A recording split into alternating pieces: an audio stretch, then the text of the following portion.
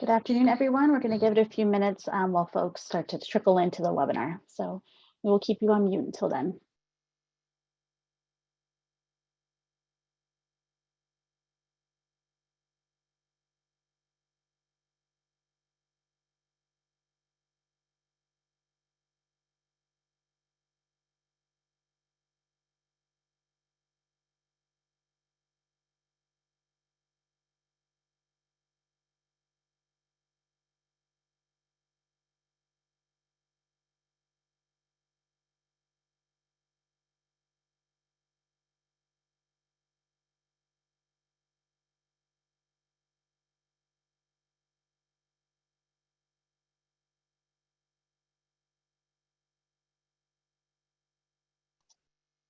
All right, it seems like things have leveled off a bit, so let's go ahead and get started.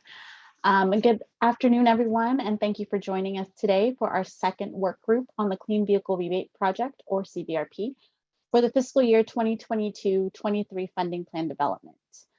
My name is Raquel Leon, and I am the staff lead over Cvrp, as well as the lead for this year's update to the long-term plan for light-duty vehicles and clean mobility investments. I'm joined today by Lisa McCumber, manager over the funding plan, as well as Cbrp and financing assistance for lower income consumers program.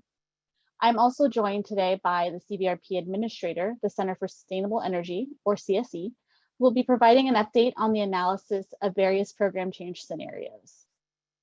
So before we dive into things today, I do want to go over some logistics for our discussion. As a reminder, this meeting is being recorded. We do anticipate a copy of the recording will be made available on the Low Carbon Transportation Investments and Air Quality Improvement Program Meetings and Workshops webpage in approximately 2 weeks. Materials for today's work group are available on the same webpage, and a link to these materials has been dropped in the Zoom chat. In addition, we will be leveraging Zoom's raised hand and Q&A box features today to facilitate comments and questions.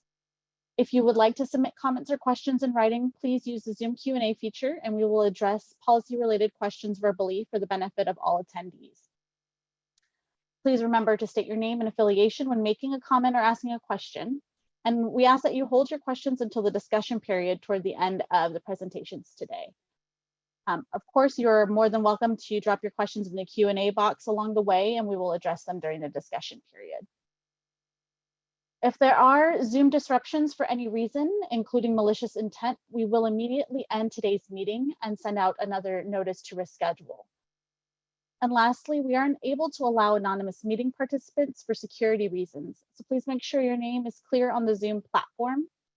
If you have called in, we will adjust your phone number and call on you if you raise your hand based on the last 4 digits of your phone number.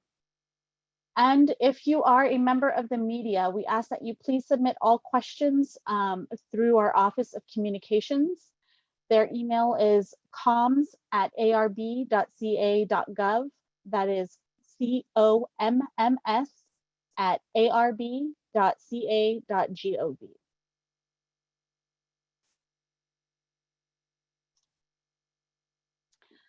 So today, I'm going to start off with a short introduction that includes some background on the program and a brief recap of our first work group that was held on May 11th of this year.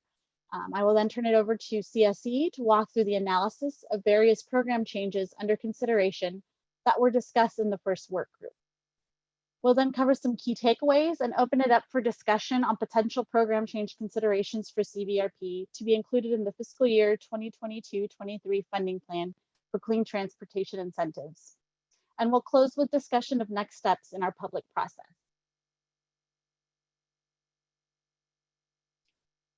Cvrp, which promotes clean vehicle adoption in California, offers rebates of up to $7,000 for the purchase or lease of new eligible zero-emission vehicles, including electric, plug-in hybrid electric, and fuel cell vehicles. Last year, Cvrp received a total allocation of $525 million, with $10 million of the allocation earmarked for the creation of an electric bicycle incentive program, and the remaining $515 million for Cvrp, with the intent to fund the program through the 2023-24 fiscal year. As of June 29th of this year, there's just over $352 million of this funding remaining.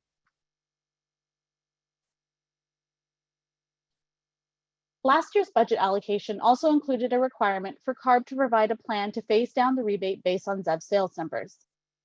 A plan of phased-in changes was approved by the board last November, and the first set of changes, which was triggered by reaching 1 million ZEV sales in California, took effect February 24th of this year. Those changes included a decrease in the income cap for standard rebate eligibility and a decrease in the MSRP cap to $45,000 for smaller vehicle classes. Larger vehicle classes such as trucks, vans, and SUVs are still subject to a $60,000 MSRP cap. A second phase of changes is tentatively slated to go into effect in February of 2023, triggered by having 1.25 million EV sales in California. The second phase of changes includes a second reduction in the income cap for standard rebate eligibility, removal of plug-in hybrid electric vehicles from Cvrp eligibility, and a modest reduction in the rebate amount across the board. In the approved proposal, the board directed staff to continue analyzing the ZEV market and updating Cvrp funding need projections to determine if this second phase of changes is indeed necessary to keep the program open through fiscal year 23-24, and to provide an update with possible amendments to the plan and the upcoming funding plan based on this analysis. In today's public work group, we will be presenting the analysis of various program changes under consideration based on information and stakeholder input from our first work group.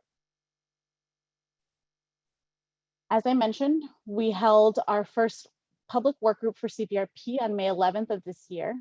And at this work group, we provided a brief update on California's ZEV market. At that time, California had recorded over 1.1 million cumulative light-duty ZEV sales and a light-duty ZEV market share of 16.3% through the first quarter of 2022. As highlighted in the first work group, shortly after implementing the first set of changes this February, Tesla increased the base MSRP of the Model 3 and Model Y, putting both vehicles over the Cbrp MSRP cap, making them ineligible for the program. Tesla vehicles do make up a vast majority of electric vehicle purchases in California, so it is no surprise to us that they historically accounted for an equally large share of Cbrp demand. Updated Cbrp funding demand projections indicated that Tesla's ineligibility for Cbrp will have a significant impact on demand in the coming months. However, we do expect that demand will increase as new models come to the market and the overall vehicle supply continues to work its way back to pre-2020 levels. Total projected funding demand through fiscal year 23-24 ranges from $36 million to $171 million, with the program as is, no additional changes being made. While Tesla's ineligibility for the program impacts Cvrp funding projections, it doesn't seem to have much of an impact on California meeting the next two ZEV deployment goals, as the updated trajectory analysis presented in the first work group still estimates we will meet these goals on time. With this framing, we held a discussion of potential program changes we could make to Cvrp given the projected surplus of funds. Some of the key input we heard from stakeholders included reverting the income caps for standard rebate eligibility to the levels they were at before February of this year. Additionally, there was a suggestion to revert the MSRP cap for smaller vehicle classes back to $60,000. Additionally, given the current state of the economy, we heard suggestions about increasing rebate amounts for low and moderate income applicants. And lastly, we heard support for expanding pre-qualification statewide for low and moderate income applicants in an effort to bring all equity vehicle purchase incentives to the point of purchase. While not part of today's analyses, we have been asked to keep the option of providing a preloaded charge card for use at various public chargers on the table, so you may see it included in additional analyses presented in future public meetings and in the final funding plan. Based on this input, staff put together a handful of program change scenarios that CSC ran the analysis of to determine the potential impact to program funding demand. And with that, I will be turning it over to Francis Alvarez and Jonathan Changus with the Center for Sustainable Energy to walk us through that analysis of the various potential Cbrp program changes. Thank you, Raquel, for the introduction. Like she mentioned, my name is Francis Alvarez, and I'm part of the Transparency and Insights team at Center for Sustainable Energy. So I'll be walking through our preliminary Cvrp projections for the year between 2022 and 2024. I'd also like to thank Ben McNeil John Anderson, Shira Orlowek, and any others at CSE who helped along with these slides.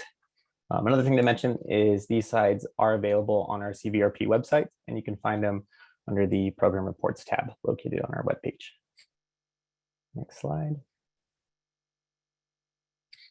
And then so for this presentation, I'll be reviewing the forecast methodology and updates since our last work group. After that, I'll explain where California lies in terms of progress towards state goals. And lastly, I'll discuss some of the different possible program scenarios and estimated impacts of each of those scenarios in terms for funding demand and rebate demand as well. So updates in terms of methodology and some of the rebate data that we use. Methodology hasn't changed, so we continue to use the same methodology that was used in our previous work group.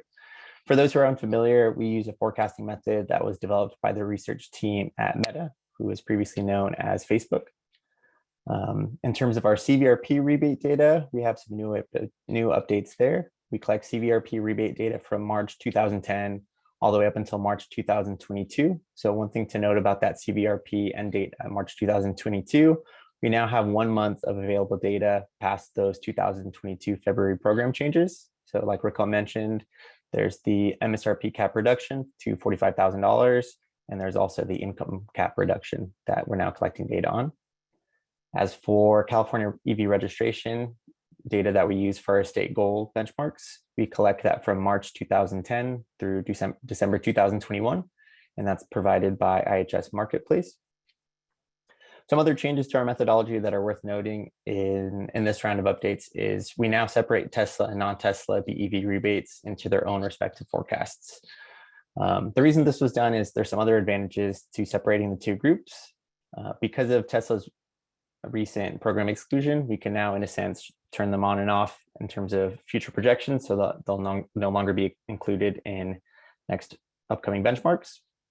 Another thing that's beneficial after you separate non-Tesla and Tesla BEVs is you can see the two differences among the two groups. Tesla had a fairly large market share, so any kind of seasonality patterns were distinct and apparent in their individual forecasting. It also just gives us some better flexibility in our models to model the two groups as well.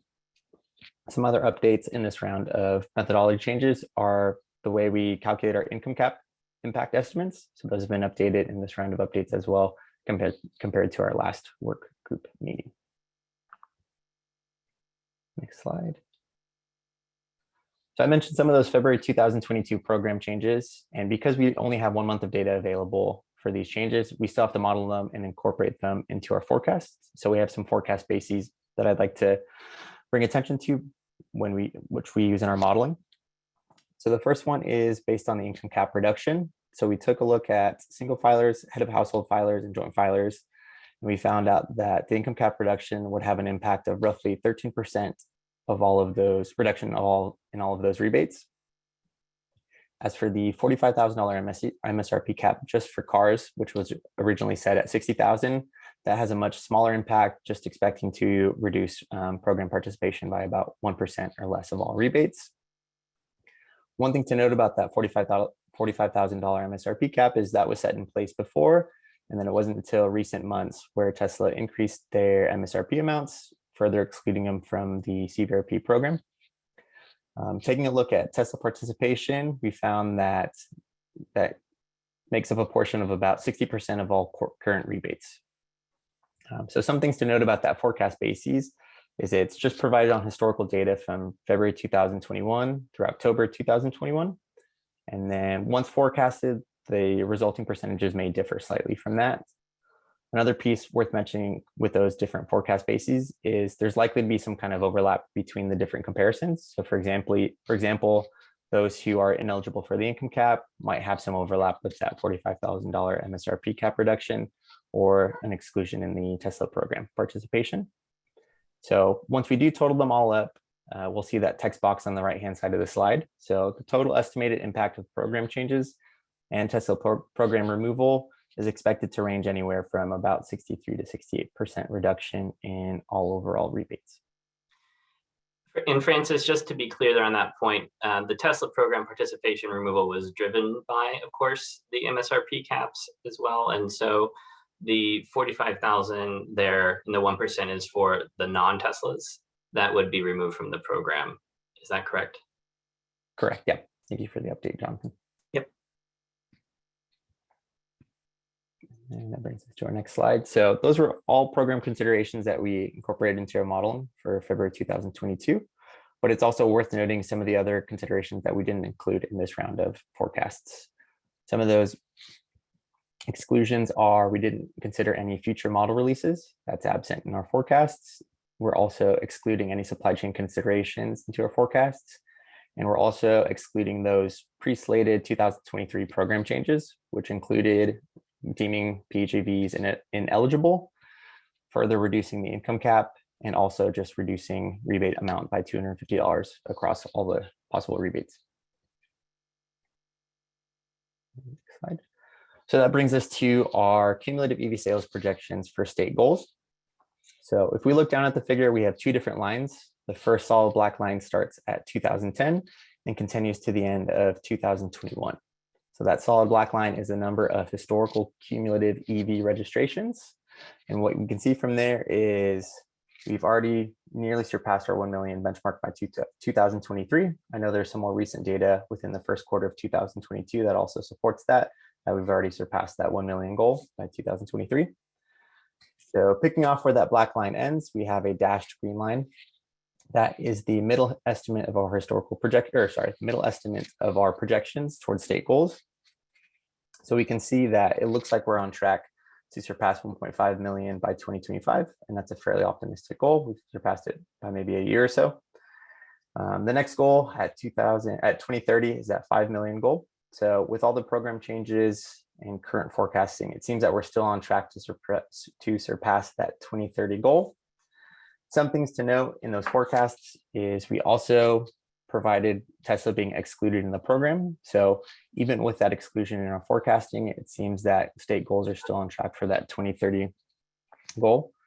One thing to note as a viable explanation for still being on track, even with a large significant portion of Tesla being removed from the program, is just the differences in rebate essentiality among distinguishable groups that apply for Cvrp. So in other words, a lower percentage of applicants who purchase Teslas are rebate essential. So if the rebate wasn't present, more applicants are still likely to purchase their vehicles. I would say 30% of roughly 30% of Tesla applicants are rebate essential. For non-Tesla BEVs and PHEVs, that's a higher percentage, kind of hovering around 50%. So more of those applicants are much more reliant on Cbrp in terms of purchasing their rebate. And I've included. Oh, go ahead. I was going to say, and I've included a link at the bottom of the slide for more information on rebate essentiality. That's also provided on our website for anyone who's interested in that information. Yeah, and the only thanks, Francis. That was great additional context on the essentiality for Tesla. And I just wanted to add a couple comments on, still speaking about the 5 million by 2030 goal, and that's relevant still because that's the context with which Cvrp has been designed in the goal that we've been tracking progress towards. And so, yes, I think everybody is aware that there are more ambitious goals, but when we think about where we've been and where we're at, this has been kind of the roadmap and the path that we've been charting towards. And yes, the conversation is evolving, but just important to note that the program's been designed to try and help set this trajectory. And we do seem to be on that course. And now looking ahead as the state gets more ambitious, that's a conversation for where we want to look towards the future. But I think the slide's still relevant and important to note where we've been aiming for and that we are hitting the marks as a state, which is fantastic. I think we can continue to the next slide. Perfect. So now I'll go into more detail about the different scenarios that we analyzed. Those 5 scenarios were in response to stakeholder feedback. So for this slide, just to give you some context, it's just going to explain which scenarios align with those different program levers. The results on the estimated funding demand and rebate demand are going to be provided in the next slide. So the first row of that table lists out all those 4 different possible Cvrp program changes that we considered. The first one being restoring the income caps to their previous levels that were changed in February 2022. Another program consideration change is increasing the LMI rebate amount by $5,500. So you could see the totals of where current rebate incentives would be listed with that $5,500 change.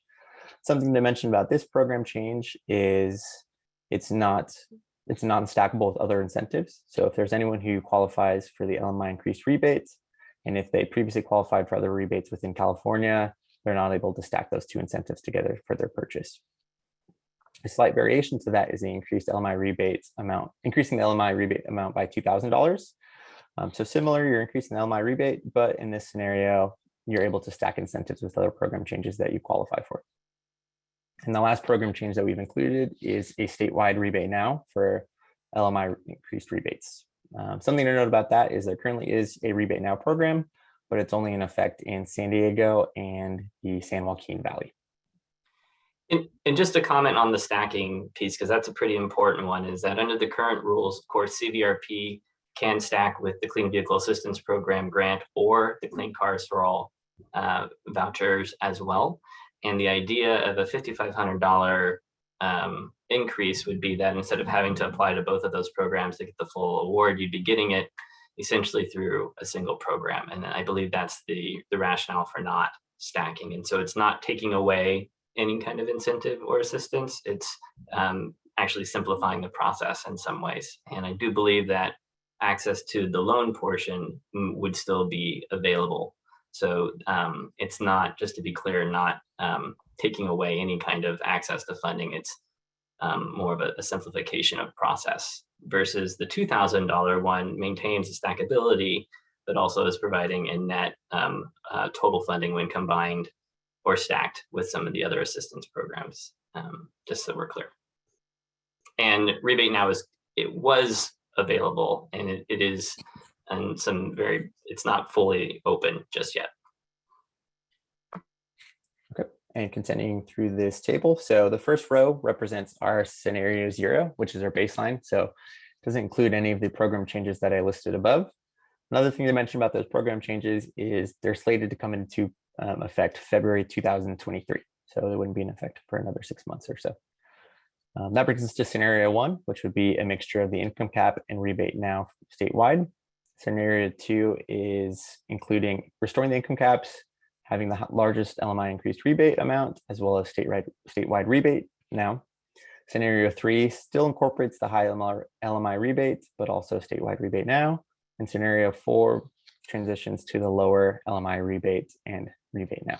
So those are our 5 different scenarios that we'll analyze. And in the next slide, we'll go over the different results in terms of funding demand and rebate demand as well.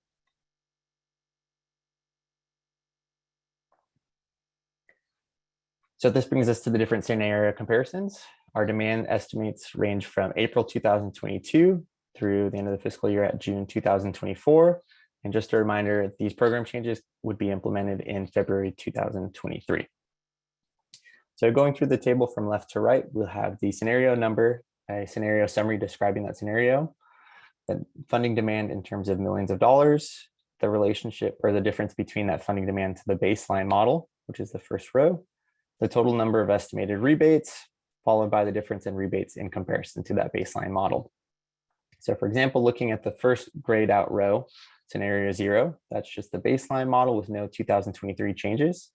And for that, we'd expect $109 million in terms of funding and a roughly a little bit under $39,000 rebates total. So as we start to look at the different scenarios, scenario number 1 has a difference in funding to the baseline of $8 million, and then a surplus in rebates of about $3,200. Scenario 2 is up next, and this one has the most amount of program changes. So with that, we also expect the largest amount of increase in terms of funding, and that holds true with about $16 million above our baseline model, and an increase in rebates of about $5,000.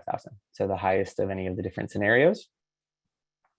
I'll jump down to scenario 4. So one of the differences for that scenario is it's also the lowest in terms of funding demand. It's still higher than the baseline, but it increases funding to the difference in funding compared to the baseline for scenario 4 and scenario 0 is roughly $4 million, with an increase in rebates of about $746.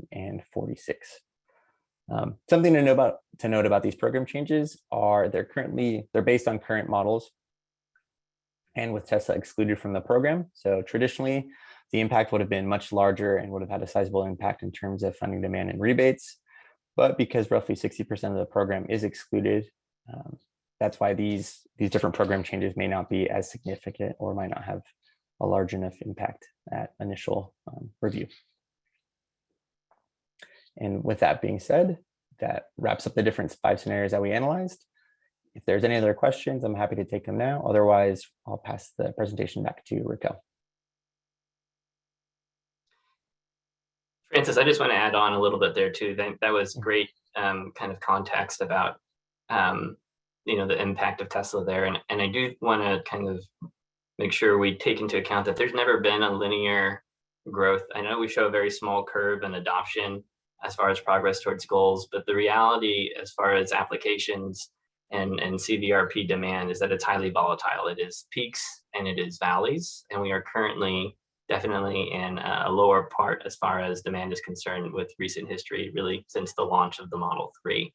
The experience has been, though, that even though it's low now, is that market conditions can change very quickly.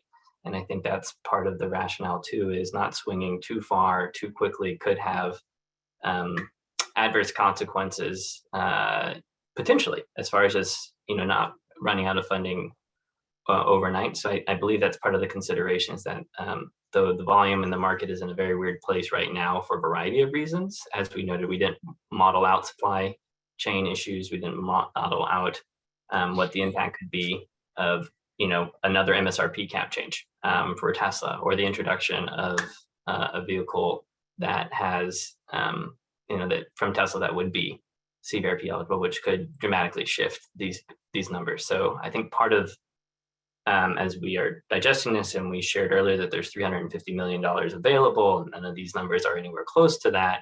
It's also in recognition that where we're at now is probably not where we're going to be at very least in a year from now, because we've never seen that. That hasn't been the case recently. We've seen valleys before, but they've never been prolonged, even in the middle of the pandemic. We saw some bounce back pretty quick. So just sharing that as some context for the projections as well, and where we've been recently. All right, thank you both. And before we open it up for discussion, I just want to cover some last few slides, and then we'll go for it.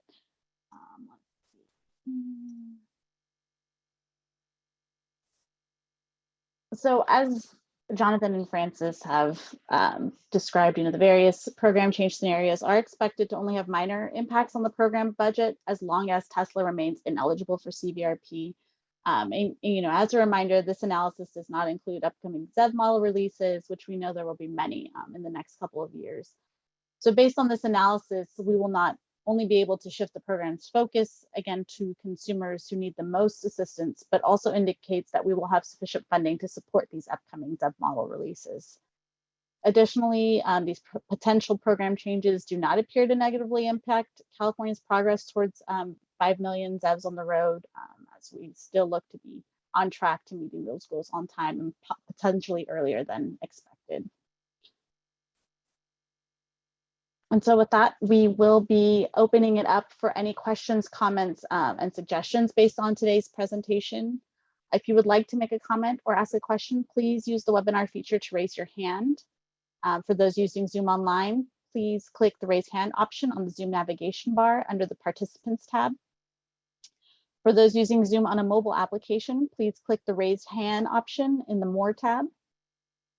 For those who are participating by telephone, please be sure to press #2 and we will call on you accordingly. Once your line is open, you can begin to speak, and please remember to state your name and affiliation first before providing a comment or asking a question. And again, you may also type your question into the question and answer box, and we will alternate between taking verbal questions and reading and responding to those in the Q&A box. And I'm going to hand it over to my colleague, Aria Berliner, who will be managing the Q&A for us today. Thanks, Raquel. First up, we have Christian Corby. Christian, I have unmuted your mic. Good afternoon, everyone. My name is Christian Corby, and I'm the Deputy Executive Director at the California Electric Transportation Coalition, also known as CalETC. So first, I just wanted to really thank Carb staff and CSE for putting together this presentation and holding this this workshop. It's really really great to be able to provide additional feedback on this vital incentive program. As you know, we've continued to recommend returning the income caps to their previous levels, so the pre-February 2022 levels. I think we've gone through a lot of the reasons why that kind of makes sense based on the changes with Tesla being priced out and having kind of the lull and a lot of surplus funds right now. So, you know, we really want to continue to emphasize that making this program available to middle income people is going to continue to create the market conditions that we need to meet our goals. As CSE noted, access to incentives is a major factor for consumers, especially those that are not purchasing Teslas. So one thing to consider too is that inflation has been rising lately. So you know, people in low and middle income, their dollars aren't going as far as they have in the past. And even the governor's budget, which passed recently, giving well, it's gas rebates, so not the greatest thing for this community, but still the gas rebates were the eligibility for households was set at 500K. So, you know, that is, you know, even quite a bit higher than what the income cap levels were for the February 2022 income cap. So just a note on kind of where the governor's at on that. So you know, we also just kind of want to emphasize that this program has the higher incentive for low income purchasers. So we don't want to pit the middle income folks against low income people. We want to really ensure that both of these groups can access the EV market and can be convinced to purchase an EV. So we know that Cbrp has seen many changes throughout the years, and that consistency is really important. So we're strongly recommending returning those income caps to the previous levels, and then letting the program continue on through the coming years. So again, really appreciate your time. I did have one quick follow-up question with CSE for the on that chart you're showing right now. The rebates under scenario 2 is actually very high. So the rebates seem to increase, even though my guess would be that scenario is actually going to be a higher cost scenario. So I'm not quite following how there would be more rebates available, even though the cost of the program would go up. That's just my one question there. Maybe I'm missing something. But yeah, thank you very much for this opportunity to comment. Francis, you want to take it? Yes, I can jump in. So for scenario 2, there's a couple things going on in play there. So one explanation for the larger jump in rebates is that would be replacing the income cap back to previous levels. So just because of right at that instant there's going to be more people eligible for the program again. So that's one of the explanations for that increase in rebates. For the increase in funding demand, that's also in part due to the high increase in LMI rebates. So more funding is given out to that group. So that explains a larger increase in that funding demand as well. So it's a balance of both higher participation and higher incentives being awarded to the consumers. Great.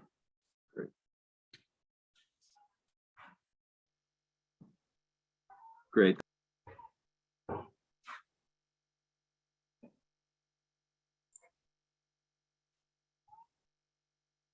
Sorry, Christian, I didn't realize you were still talking.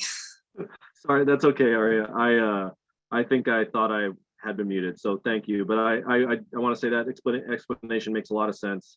And I mean, I don't think I can, you know, necessarily pick a scenario without a little more time to review it. But I really appreciate that there's increased participation in that number 2 scenario. That's absolutely fantastic. So yeah, thank you. Next up, we have Lonnie Mason. Lonnie, I have unmuted your mic.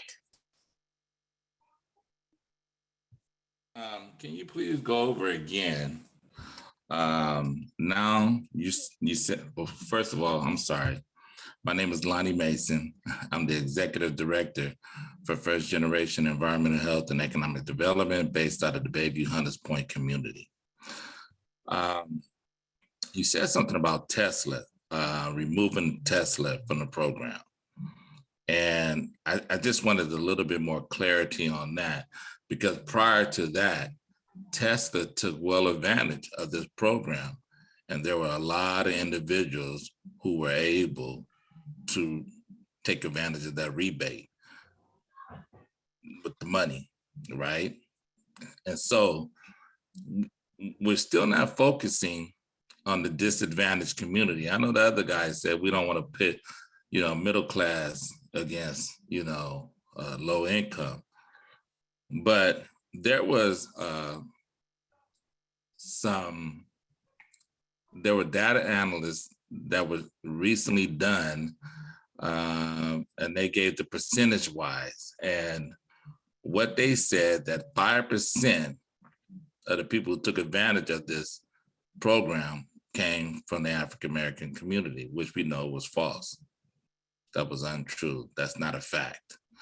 And so what are you guys going to do when it comes to the disadvantaged community? Because there's not even any charging stations in the Bayview Hunters Point community that I know of, have not seen.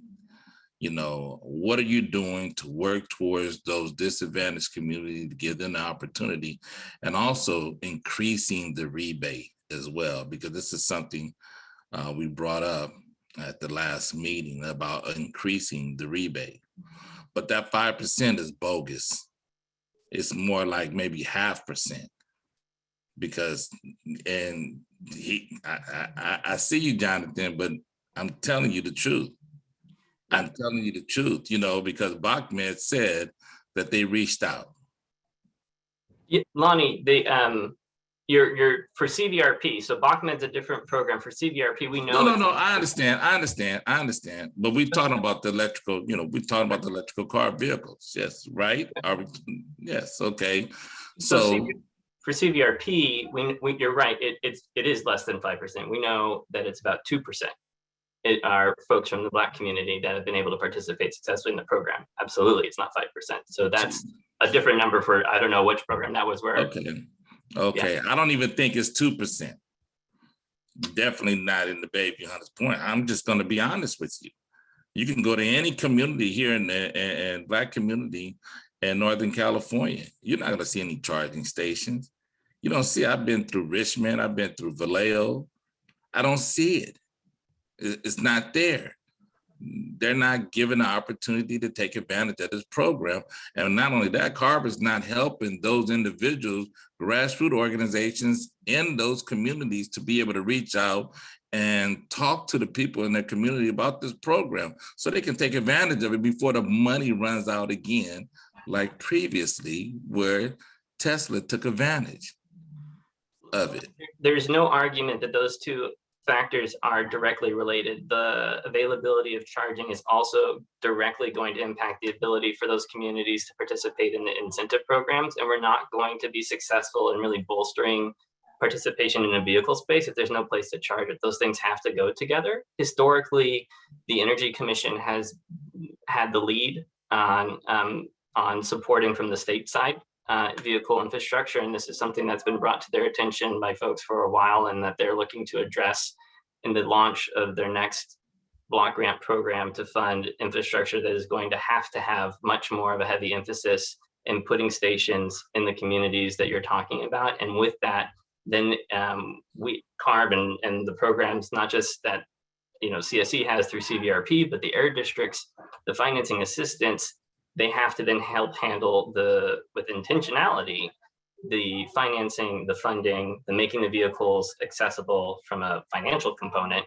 And if we don't have the infrastructure, as you've noted, and vehicle programs, and a focused and engaged outreach and awareness campaign in the community with folks from the community, the trusted resources, then yeah, we're going to have some issues. But here's the problem. You just gave a comparison, data that you collected from 2000 and what? what was that, 2001 or 2010 up until now, right? Yes. Yes, you know, and how is right. Carb just recently, you know, kind of like reached out to us. The Black community for many years have not been aware of this program at all. There's been no solicitation within those communities in regards to this program, period. It's still a problem. I'm not seeing it right now. I'm still not seeing anything that is directed toward disadvantaged community or low income communities. I don't see it here with the documents that you're providing us in your presentation. It just doesn't show it. Hello, Lisa.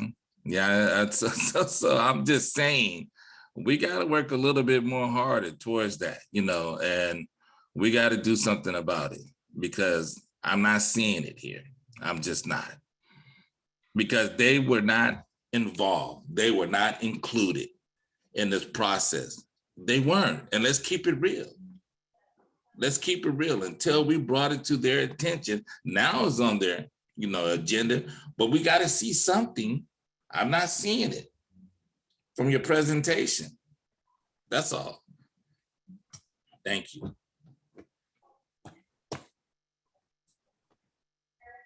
Thanks, Lonnie. I do want to step back and answer one of your first questions, which was in regards to Tesla and them not being eligible for Cvrp anymore. So earlier this year, one of the changes that was implemented to the program was reducing the MSRP cap for smaller vehicle classes, which includes sedans, wagons, coupes, smaller vehicles of that nature, and reducing that MSRP cap to $45,000 for the base MSRP. And shortly after that change was made, Tesla increased the MSRP for both the Model 3 and Model Y, and those MSRPs are over our cap, which effectively made them ineligible for our program going forward. So the manufacturer, they raised up the manufacturer sale price. Okay. Oh, so And that's the reason that they're not eligible, because they sure did use a lot of their vehicles for this program for individuals, you know, middle class. And they talking about our community, you know, now our community, if they qualify, but I understand they raised it, the MSRP. I get it. You know, but now they raise it. And so the individuals in our community can't qualify for it. Even if they qualify, they can't purchase the vehicle. That's what I'm saying, like they did previously, you know. But the problem is still that in our community, we're still overlooked heavily, very heavy, especially my community. They want to bring bicycles in there, but they don't want to put up charging stations or help, you know, the people in the Black community, you know, buy electrical vehicles to be able to save money. Gas prices are high.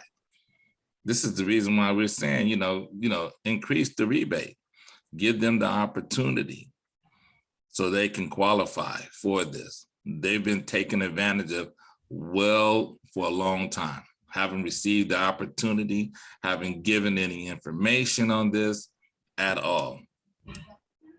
We just got finished going through a particular program in the community. And as I'm going through the community, I'm asking them about this program. Have they heard anything, seen any advertising on it or anything? And everyone is just saying, no, no, no, no. They haven't seen anything on it.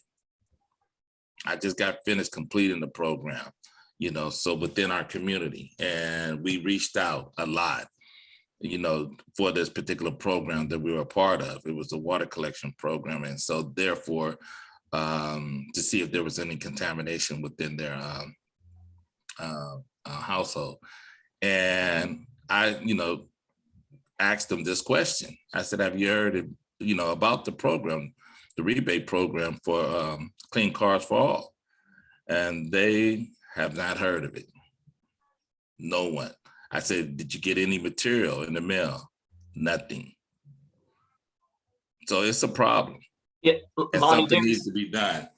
There's no argument or disagreement that more has to to be done, that there are communities that are not participating, that aren't aware, and it's not going to happen organically or with hopes and prayers. Like, it's going to take concerted action and effort. And I think happy to discuss further about what that looks like in real terms of next steps and moving forward. I don't think there's any debate about whether or not there are folks being left behind and left out of the transition. And I think that there are a lot of folks trying to figure that out. And so on both the infrastructure, on the EV incentive programs, very interested in bringing more folks into the group to try and figure out, and to not just figure out, but to put in the effort to help make it happen. There are a lot of complementary activities. There are also a lot of confusing acronyms and competing programs and things that sound similar but aren't. Sometimes they stack, sometimes they don't. So it's going to take a lot of effort collectively for us to help reach your communities and make sure that they are aware and have access to the funding. And I don't think there's any argument, there can't be, that you're absolutely correct that more needs to be done. Exactly. Our community is ready. They're ready for this. They want the opportunity to be able to purchase some electrical vehicles, but not only that, they don't see any charging stations. They see it going up everywhere else, but their own community. And so that's a problem, and so we're waiting, to take advantage of the program that, that exists. And quite naturally, they deserve it because they've been overlooked for so many years. They deserve that opportunity, period. Thank you guys for listening. I appreciate it. Thank you, Lonnie. And one more thing I did want to note is, another way we hear the concerns, we know there's more work we need to do. And at least through Cvrp and some of our other incentive programs over the last few years, we've been building a community partner network through the program, where we work with various community-based organizations and grassroots organizations to help spread the word about these programs and compensate these community-based organizations to provide that outreach and education to their communities. And so we are looking to expand that. It's growing, it's still small, but we are looking to expand that in other areas in the state, as well as to include tribal organizations and governments. So look for more work coming out of Cvrp in that space as well. So when are we expecting that? What's the time frame? What's the date?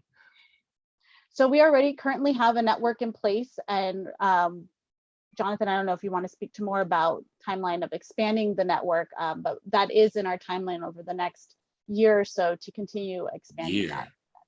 So not within the next 6 months. We're in constant recruitment, Lonnie, with organizations that are interested in helping participate in raising awareness about this and other programs. We cross promote through Cbrp, the financing assistance. We talk about the Clean Cars for All programs. We know that Cvrp in and of itself is frequently not enough as it's currently crafted. If we increase the rebate amount, that does definitely change who might be able to participate, but we work, the progress we've seen, which there has been significant as far as the percentage of LMI customers and applicants in the program has shifted and changed as a result of some of the organizations we're working with. It is a work in progress. It covers a good chunk of the state and a lot of communities, but not all of them. And I think what you've raised appropriately is that there are key areas and some gaps that need to be filled. And so recruitment isn't it's an ongoing bit, and I would welcome, if there's folks listening in that think that they are interested, please reach out and I'm happy to talk further, but we are constantly looking. Let me ask you this question, Jonathan. You're contracted by Carb, right? Yes. Okay. What was the funding that you received from Carb to do this? To do what you're doing now. Right. Our is about between the grant years between 6 and 7% of the total funding, and then of that. Jonathan, come on now. I know it. I know it's public information, but why can't you say it? I don't have the numbers offhand. So they fluctuate, Lonnie, depending upon the grant year, and that's why Jonathan's stumbling. It's not because he doesn't want to share. The numbers do fluctuate. The way our solicitations are typically written is that there's usually a cap for a program like this. That's a already seeded program that exists. The cap would be about 10%. for administration of the program. And that covers everything from processing all of the rebates to developing all of the tools for doing that, managing the website and building the website, secure coordination with us when we do share application files. There's a lot that goes into it. And there is a portion of the budget that is used for outreach. And within that budget as well, some of the funding is carved aside as a pass through to help support community-based organizations that partner with us in these efforts. And all of our grants are structured that way. And the cap it varies depending upon the Lisa, grant and the year. Yes. We're not incompetent. It's like almost an assault to my intelligence. You know, we're aware. We can find out these numbers. It's simple. Were you given 5 million, 100 million, 50 million? Lonnie, I can tell you offhand that the marketing engagement and outreach budget on an annual basis for Cvrp has been about $2.5 million per year. And of that, about half of it goes to community-based organizations. You know, Jonathan, you know what you got. And so this tells me right here, because I ask this question all the time. And when everybody stutters and they try to give us these cliches, oh, well, you know, it's a percentage and you know the dollar amount. And so when you play us, we don't think you're for real. I'm just going, you know what, I'm sorry. I'm just going to keep it real because you guys not keeping it real with us. Come on, Carb. We already know what the senator already just got finished saying when you guys got audited. I mean, I don't want to have to say what he brought up in that audit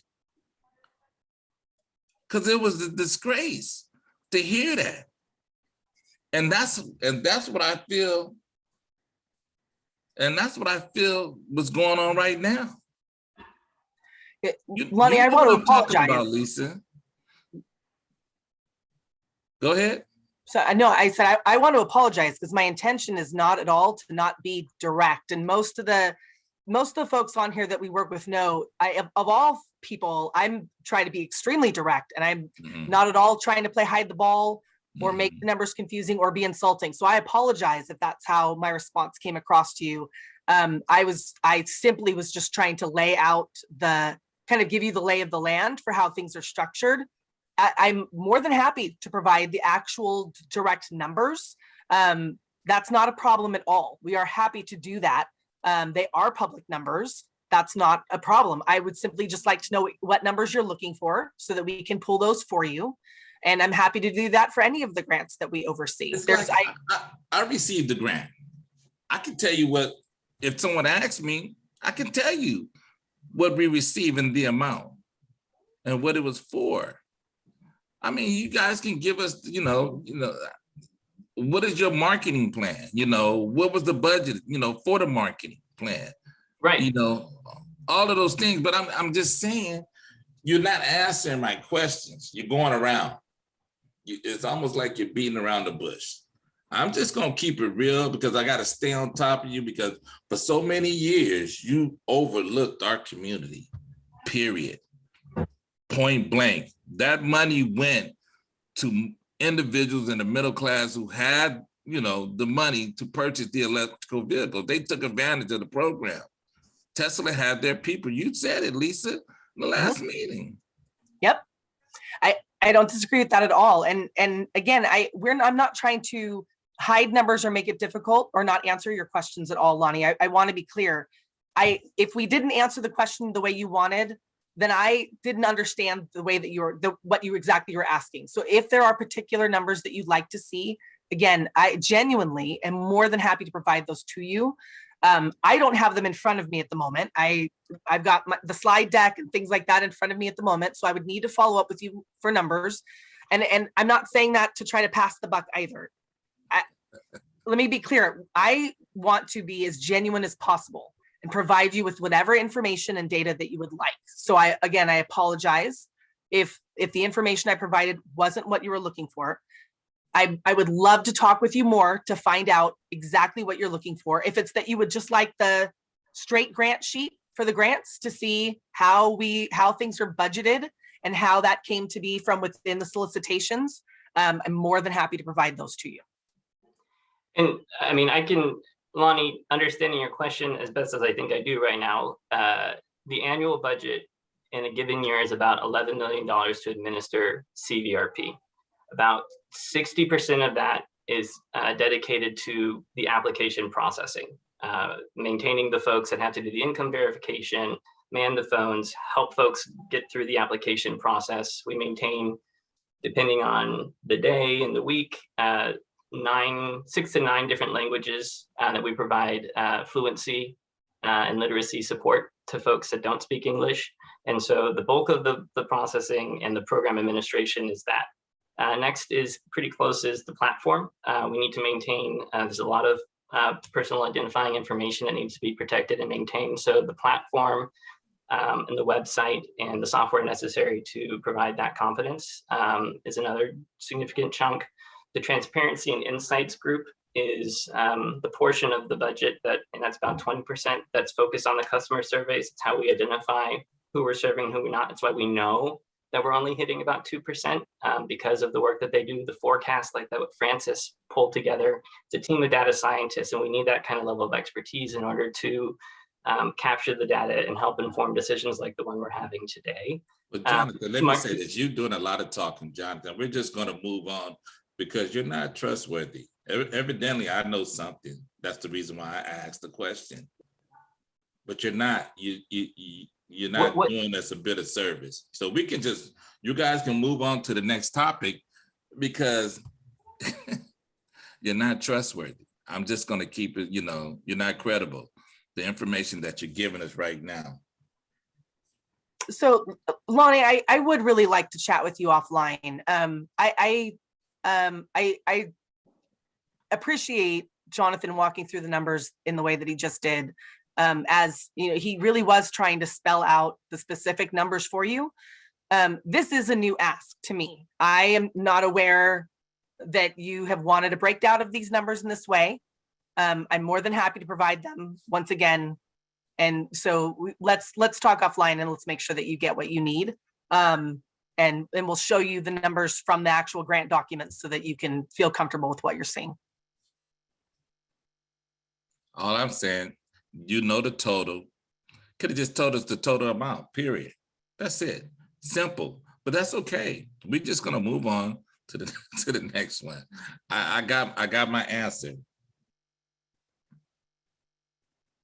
Because I know Miss Williams asked some questions, and I'm aware of those questions that she asked, previously. So we'll just leave it at that. From all positive possible, she asked some good questions, and I'm still aware, of the answers. So, but anyhow, we're gonna move on. Thank you. Now I know. Great, thanks, Lonnie. Speaking of, next up, we have LaDonna Williams. LaDonna, I have unmuted your mic. Good afternoon, LaDonna Williams, all positives possible. This is a very interesting, not surprising, but interesting conversation. First and foremost, I want to start off by saying, at least for me, repetition is important for me to be able to understand the different layers of the programs, because it is very confusing from community standpoint in understanding the difference in the clean cars, the Cvrp, and the incentives versus the different levels of transportation, whether it be trucks, cars, Tesla, other. It's a lot for community to take on. So understanding, when I say we, Mr. Mason and others that are frontline community groups, particularly our Native Black American communities that have been overlooked in this process. This conversation that that I just heard play out is the frustration from our communities that have been overlooked for these 11, 12 years that this program has been going on. We appreciate the more recent move on Carbs and others, Carbs, Center for Sustainable Energy and other partners that have been engaged in this process. We appreciate the more urgent moves to bring it up to speed. By that, I mean be more inclusive and closing these equity gaps. But the reality is all this time that has passed, we've lost out on fair inclusion and access to these resources, and the lack of marketing to our specific communities, although we needed it the most. And that was what a large chunk of the dollars, at least for the disadvantaged end, that did not go to us. So you should not be surprised of the pushback and the frustration that you're hearing play out here. And what I want to hopefully come away from this believing and feeling that Carb and its partners are hearing us, because we're going to keep repeating this, because we have been wronged in this process. And I can hear folks out loud, they need to move on from this. They only focus on disadvantage, but there's middle income and there's upper income. Yeah, but those folks took, like vultures, resources that should have come to us. That's not saying that they're not entitled to get some benefits too. Absolutely they are. But nobody saw a problem with them dipping into the pot that should have been specifically for our communities. And it wasn't. And so now that it has been brought to the forefront, you got folks stammering and stuttering and trying to wing it and come up with these excuses. There are none. What I have heard also is some acknowledgement that yes, we could do and we must do better, and we're trying. I acknowledge that, I hear that. But at the same time, folks are still kind of approaching this like we can start with an all-inclusive approach. We cannot. You must make, and I've said that from day one, you must make Black communities that have been overlooked, and we see that by the numbers, and thank you, Jonathan, for acknowledging that those numbers are much lower, but they must be prioritized because they've been the ones without. And so you're hearing Lonnie say in his community over there in Hunters Point, there aren't even resources for folks to take advantage of if they do get a car. They've got to drive God knows how long to even charge up, because it's not being made available in their area. Now, what I will acknowledge that is different, and again, our communities are different, but Carb has made an effort to engage with us on these very issues that really started back in 2017, 2018. And I don't know where he is within Carb these days, but Carb should have taken advantage of Mr. Saldana, who really brought these issues to us, tried to work with us on these specific issues, tried to connect us with other Carb folks and the partners. The problem was, and this is my humble opinion, the partners dropped the ball, because Carb did try and direct us in those areas. And when we reached out, these partners dropped the ball. We met with our local air district and was given wrong information, that there wasn't money for outreach and there wasn't money available for this or that. And then finally, when the money did come, they decided, after we had been at the table with them, that they would go and use other resources. That's a typical practice of agency. That is to vulture. By that, I mean pick apart the information and the community expertise that we bring to the table. And then they pick it apart and claim it. And because they have access to the funding, they go and claim these programs as theirs and leave the community out who brought these issues to the table. So when Mr. Mason asked for numbers and Jonathan gave him percentages, That then creates a further mistrust that you just saw play out here. I would have expected, after all these different meetings we've been in, there was now an acknowledgement we need to be transparent. When I say just, we understand we speak different language. Community speaks a different language than agency, and at some point we'll be able to start talking the same language at some point. But when we ask you for numbers, don't give us no percentage. 12% of what? 12% of $1?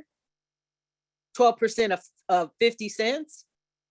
When he asked for numbers, you should have been just straight up instead of sputtering and going around the question. You should have simply and honestly answered what the numbers was. How else do we come together and start trusting each other if we can't ask a simple question and get a simple answer? And yes, Lisa, we appreciate you as well. We know y'all work hard and what you do, but you still need to know how to engage with community. You jumped in and started answering instead of letting Jonathan answer the question, because Lonnie was talking to Jonathan and then you jumped in to justify. He is your contracted partner. He has taken the lead. It's been all of these years and nobody within that circle of folks identified what the problem was until All Positives came into the fold, brought in other groups to say, hey, you look at what's happening with us. But as I said before, I will acknowledge the layers that it took to get there.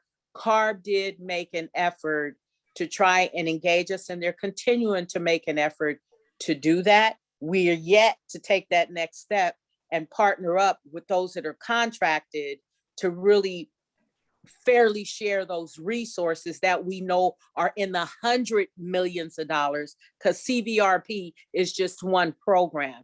And you still pointed to, oh, what budget? The marketing budget? No, what Mr. Mason was asking was the overall budget, so that our communities could have access to these resources. Since we throw around this word equities, what is equitable?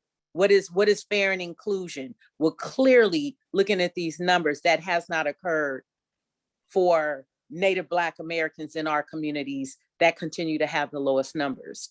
So when we move forward in this, it's going to still be pushback. We get that. We get that there's been gaps and we're trying to close it. But these are difficult issues that we're trying to take on. And the fact is you can't be mad that you have failed us.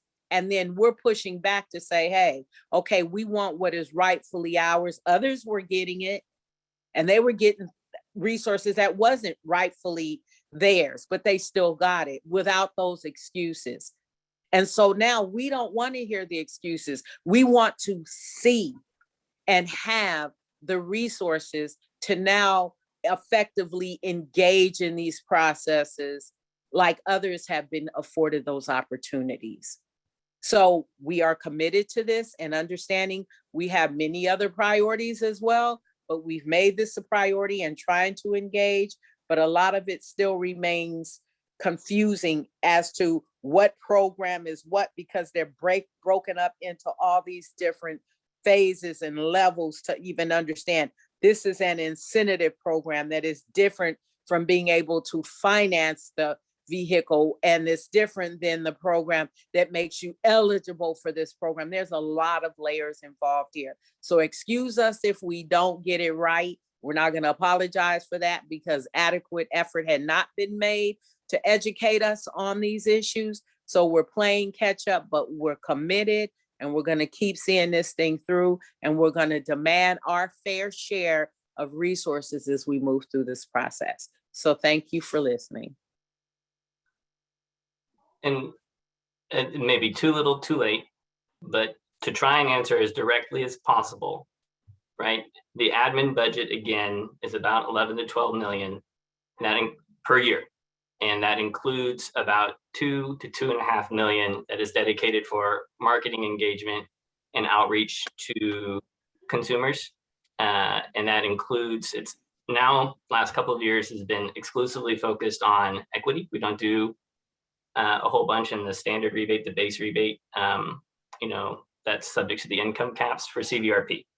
It's exclusively focused on in language, messaging themes for various. I mean, disadvantaged communities comes in a lot of covers a lot of different cultural and subgroups that need to, have information shared in appropriate bits. And we work with a bunch of different partners who, of that $2 to $2.5 million, over $1 million is going to community-based organizations. And as I think it was mentioned earlier, we're looking to expand that because we know that the network covers, and we have some phenomenal partners that are doing excellent work in a lot of communities, but not all of them. And I think, but Jonathan, those numbers is, are not, those numbers that you're talking about is just what for Cvrp, because those are some very low numbers. We're talking overall for these programs that are under your watch.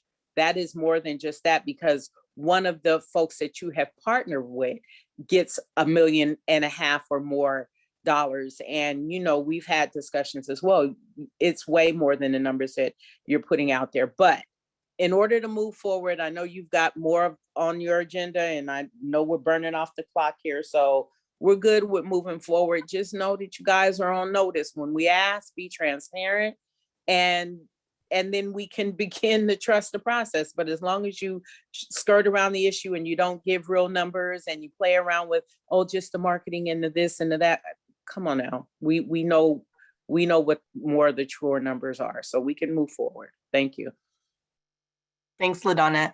And if you do have specific questions that you can let us know that you have, so we can pull the information together for you, we'd be happy to do that. Next up, we have Tim Tyner. Tim, I have unmuted your mic. Thank you, Aria. I don't feel quite right jumping into my questions without at least acknowledging LaDonna's points. I think they're valid. We've faced similar issues here in the San Joaquin Valley where it's predominantly low income. Our populations are more Hispanic. We do have African-American communities that we do work with. And it has taken us literally decades to get to the point where we're able to work trustingly with Carb and with some of the administrators where, 10 years ago, we sounded a lot like Lonnie. We sounded, we had the same concerns and the same criticisms. And it's been a lot of hard work and being at the table and having these conversations. And again, repeating the concerns about equity. But I think we've made progress. I feel like we are a partner now with Carb in a lot of this work. We've been working even with sketchy guys like Jonathan. We work really well on doing outreach in our communities. And I would hope that can be expanded to communities outside of our region. LaDonna, I think my colleague Kevin Hamilton is going to reach out to you. We're looking at potentially bringing in organizations outside of the Valley to help us with some of the outreach, more specific to EV infrastructure. So incentive funding for communities to get EV chargers. That's a big concern everywhere. And I think that's sort of a place we can find some common ground. The incentives, they are complicated, but I think we're moving toward something that is going to be simpler, where any community group can sort of implement and educate their residents about it. And again, hopefully more people can take advantage of that. That said, I do have some questions that were specific to the presentation. I thought it was really interesting. Appreciate the different scenarios. I was surprised that there was such little impact, both financially and in number of rebates. But I think Jonathan's explanation or the caveat that there are a lot of things that the model didn't include, and those could have a significant impact on these numbers. And it makes me, made me realize that wherever we end up, whatever we do adopt as changes, there should be some sort of backstop so that when the conditions switch back to the way they were, when inventories or supply chains are different, or Tesla comes back into the game again, that suddenly we don't see a depletion of all these funds that we've worked so hard to figure out how to best utilize them. So, crafting the language here that there's a backstop somewhere that allows Carb to say, okay, that worked great, but now we've got to quickly shift back. And if that's we're going to let the MSRP revert or the income cap revert, that there's some sort of trigger that then puts it back down again if we see a change in the environment. That said, I have a couple questions for Francis about the model itself. So specific to scenario 4, that scenario showed the smallest change, the least change in number of rebates, only a 2% increase in projected rebates. So by increasing the LMI rebate by 2,000, which is not insignificant, and by expanding statewide rebate now, only projected an additional 2% increase in demand. I'm curious what data went into the model to come up with that projection. How did you end up at sort of that? To me, that's a really small number. I thought it would have been a lot higher. And how much of that 2% is attributed to the $2,000 increase, and how much is attributed to doing a statewide rebate now program? Yeah, so those are good questions. So the data that we use is just all previous historical Cvrp data. I think one reason why the number does seem like a small increase, that's only 746. So increasing the number of LMI rebates or increasing the LMI rebate amount, that's just dependent on how many people are applying currently for LMI. So that's one of our metrics that we use. So one thing is, outside of Tesla, there's a very small, I guess, proportion compared to Tesla of how many people are applying for the LMI rebate. So we've done some modeling and had some different metrics that if you increase the rebate by $2,000, it might increase current conditions by a certain amount of percent, by a certain percent. And a large part of that is because the current conditions are so low, that explains that small increase in terms of total rebates. Okay. So it's more relative to the historical and this change with Tesla, and we potentially could see, because I think it will have a bigger impact. I think a lot more people will be interested again as it increases. And I think rebate now will have a bigger impact maybe than we're expecting when people can stack and get that much money as a down payment. Again, we saw a lot more interest in our region. We just, again, ran out of rebates. A question for Raquel and the team. So as we're talking about equity, and my focus is all on the LMI rebate, whether or not the standard rebate caps change, as long as it doesn't have a huge impact, we're not going to fight that hard against it, although it wouldn't be what we'd recommend. But when we're talking about equity, especially if we're talking about non-stacking versus stacking, which Jonathan brought up in this table, it's important for us to know where the budget's going to be for the other equity EV incentive programs. So if we know finance assistance is going to get a certain amount, and we know Clean Cars for All, both the statewide and the air district programs, how much they're going to get, it makes us look at the Cvrp LMI money a little differently depending on what that money looks like. And again, same with the stacking or not stacking. Are you guys close to saying we know what we're putting into the funding plan for 22-23 for those two programs?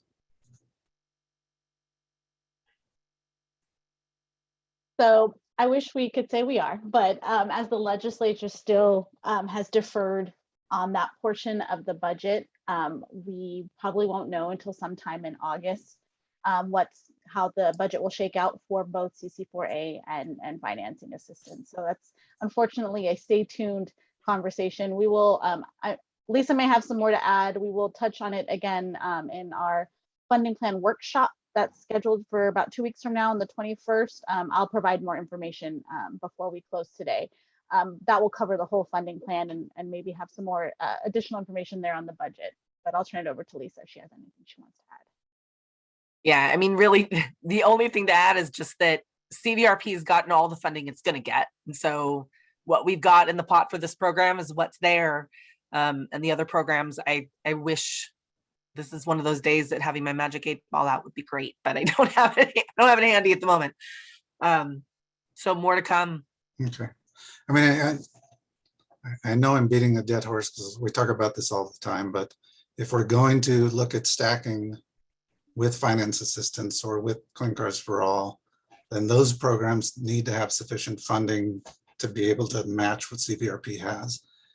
If they don't, then unstacking makes a lot of sense. Each program runs with its own set of incentives. And again, it makes it a little less confusing to not have to stack, but I know that also presents issues to raise the incentives that high to match what stacking would have looked like. The last couple of things I'll say real quickly. I'm hoping, and these I'm going to put them in question form, even though they're more recommendations. So can the Cvrp LMI rebate adopt the same needs-based approach that we've been talking about for Clean Cars for All and for finance assistance? Can the Cvrp LMI rebate also be be tiered like Clean Cars for All?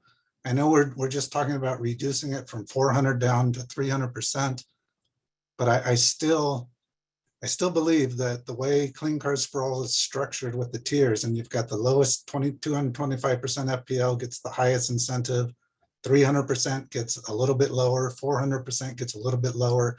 It brings a lot more low to moderate income families into the eligibility, and it still allows us to focus more of the money at the lower income.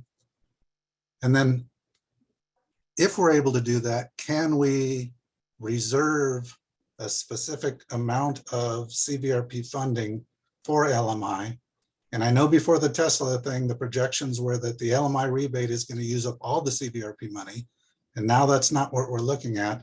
And so I think there is some fear that the standard rebate is going to, if we raise income caps, if we raise MSRP, a lot of these funds are going to start going back to standard rebate. And again, to LaDonna's point, they have had their shot at this funding for 3 years. We are at 16% adoption. I think a lot of people are going to buy EVs going forward because it's just a better option than an ICE vehicle. So we do want to see that there is some way to make sure the money goes to lower income families. Again, whether that's 300%, 400%. And then of that, again, the LMI rebate, that a certain percent is reserved for disadvantaged communities. So that, again, we're focused on environmental impacts as well. And I don't know what those percentages should be. We talk about 70% for LMI and then 70% of that for disadvantaged communities. Others say 50%, there's different numbers, but just want to know if it's possible to kind of bring these things into the plan or into the changes. So those are great comments, Tim. I think, as Ali had noted in the work group on financing assistance that we had last week, and Clean Cars for All, we are talking about internally, thinking about ways that we can take the needs-based approach that we're designing across the other programs. But we've kind of identified that as next step. And I say that because we want to make sure it works, right? We have a lot of what we've done as piloting things. And we've done that successfully many times and unsuccessfully several times too. I mean, look at the very first round of Rebate Now, we designed it really open and that ultimately ended up being kind of a mistake. Now that we've got it more refined, I think we've got a way to make Rebate Now work for this program. The needs-based, we haven't done it yet. And so I'm a little hesitant to say that I think now would be the right time to write it into the plan for how we structure the low and moderate increased rebate for Cvrp. But that's not to say that we don't plan to move there or hope to move there in future years. I think what our goal is we really, we're excited to see what happens with the budget. So we know how much money we will have for the other programs.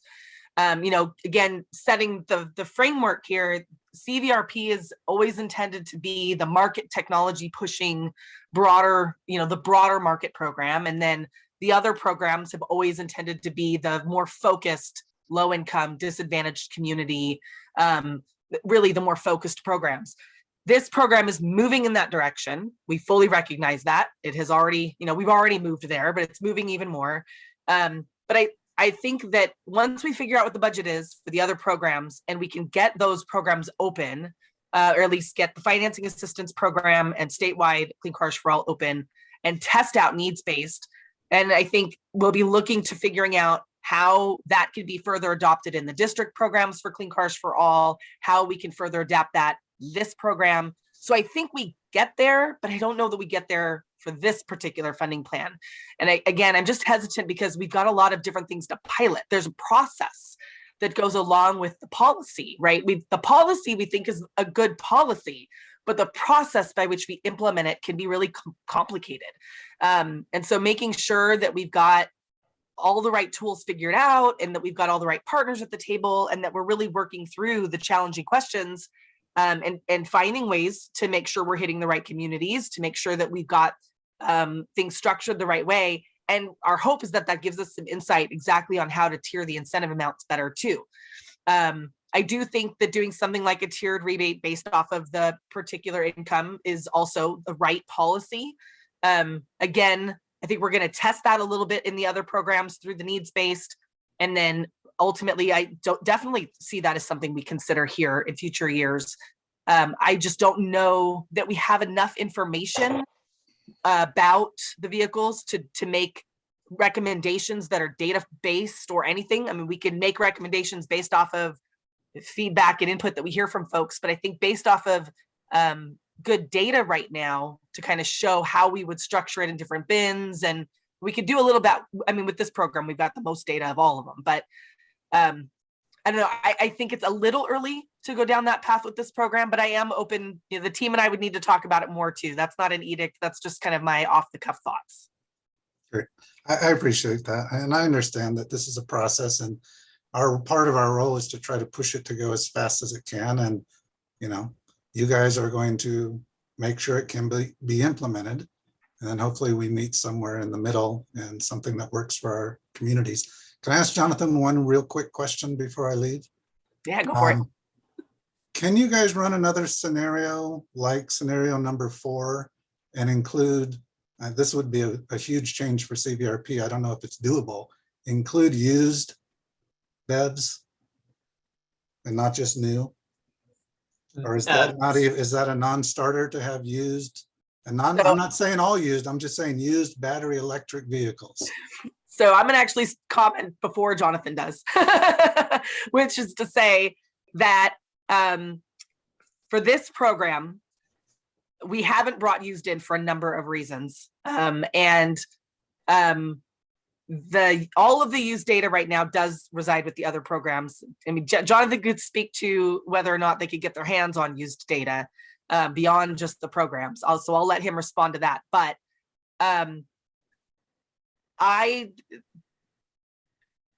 opening this particular program up to used vehicles adds a lot of other additional complexities. And I recognize though, I'm guessing, correct me if I'm wrong, that part of why you're asking that is to make sure that we've got enough incentive dollars to supplement or to really bolster a low income person that wants to buy a used car, right? Making sure the incentive amounts are high enough. Is that basically kind of why you're asking, do you think? It is that. It's that, Yeah. and it's also to make a bigger inventory of vehicles available. So people who are stacking CVRP with finance assistance and who do not have a car to scrap can be looking at used vehicles. Right. What we would say though is that, you know, we don't want to see used hybrids. We don't want to see used even battery electric that get less than, you know, get 100 miles of range. We don't want to see these ending up in low-income family driveways and disadvantaged communities where it's still a big investment for them, but they're not getting a vehicle that's going to be as useful as what moderate and wealthy people are getting.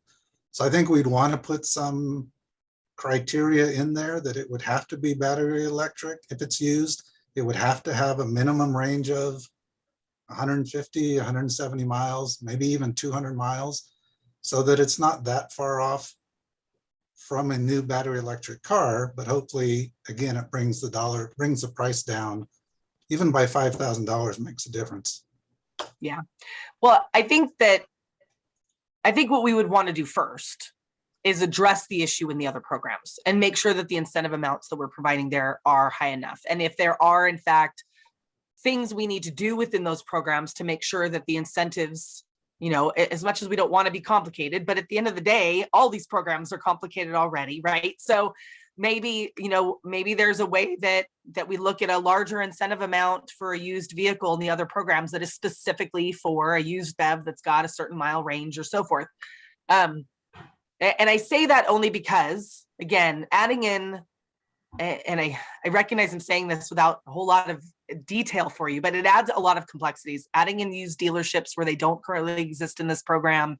There's a lot of work. And right now, the grant is actually, the funding that we got for the program is already granted. It's already under grant. And that would change the scope of our project quite a lot within this program. And so there's a lot of administrative complications it would cause for us to build in a used vehicle component to this particular program. That isn't to say it couldn't be done, just to say it would be very challenging and very time consuming. I think to get us there, we'd be better off finding a good way to address that comment in the other programs. And I'm more than happy to have that conversation and find ways to do that. I think the way Clean Cars for All does it, and it works. We just, only maybe 1 out of 10 of the people that come through and ask us for help have a car they can scrap. So it's just not as accessible as we wish it were. So we're then relying on finance assistance. And if that money was also $9,500, they would be fine there as well, but it's not. And so they have to stack with Cvrp, which then means they have to get a new vehicle. And that's where we sort of run into this, well, gosh, it would work either if finance assistance had enough individual incentive that they were giving a $9,500 grant for a used battery electric car. Like we said, if we unstack things again, that works. But if we're required to stack to get to a reasonable amount of money, we don't want to be restricted to just new cars. And that's kind of where we are now. And it's, it's great the funding's there, it's great it's stackable, but it's a limitation we'd love to remove. And if it makes more work for CSE, I think Jonathan's down for it. I don't know, you have to ask him. On the dealer side though, if we expand rebate now statewide, that's going to require a lot of work by CSE's dealer team to build this singular network. And it's probably the right time to bring in used car dealers, do it all at the same time. But I'm not the expert on how CSE operates, so I'll let Jonathan jump in. To the first question, Tim, and thanks for your comments. This conversation today in general, even when challenging and difficult, I think has been very constructive and necessary. And we got to be able to speak honestly about what is and what isn't working.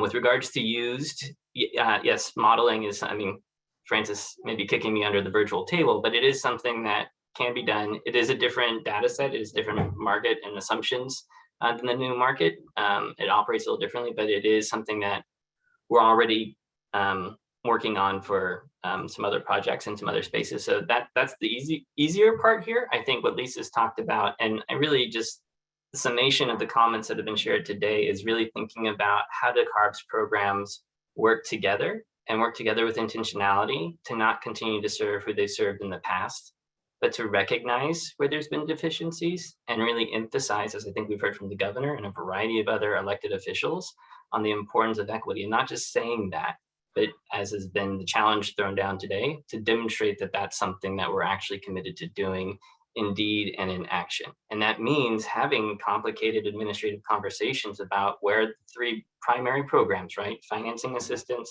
the Clean Cars for All Scrap and Replace program, and the standalone kind of new vehicle rebate through Cvrp. How do these programs need to shift on the vehicle side to work together to provide the compelling and necessary incentives for those who are in greatest need?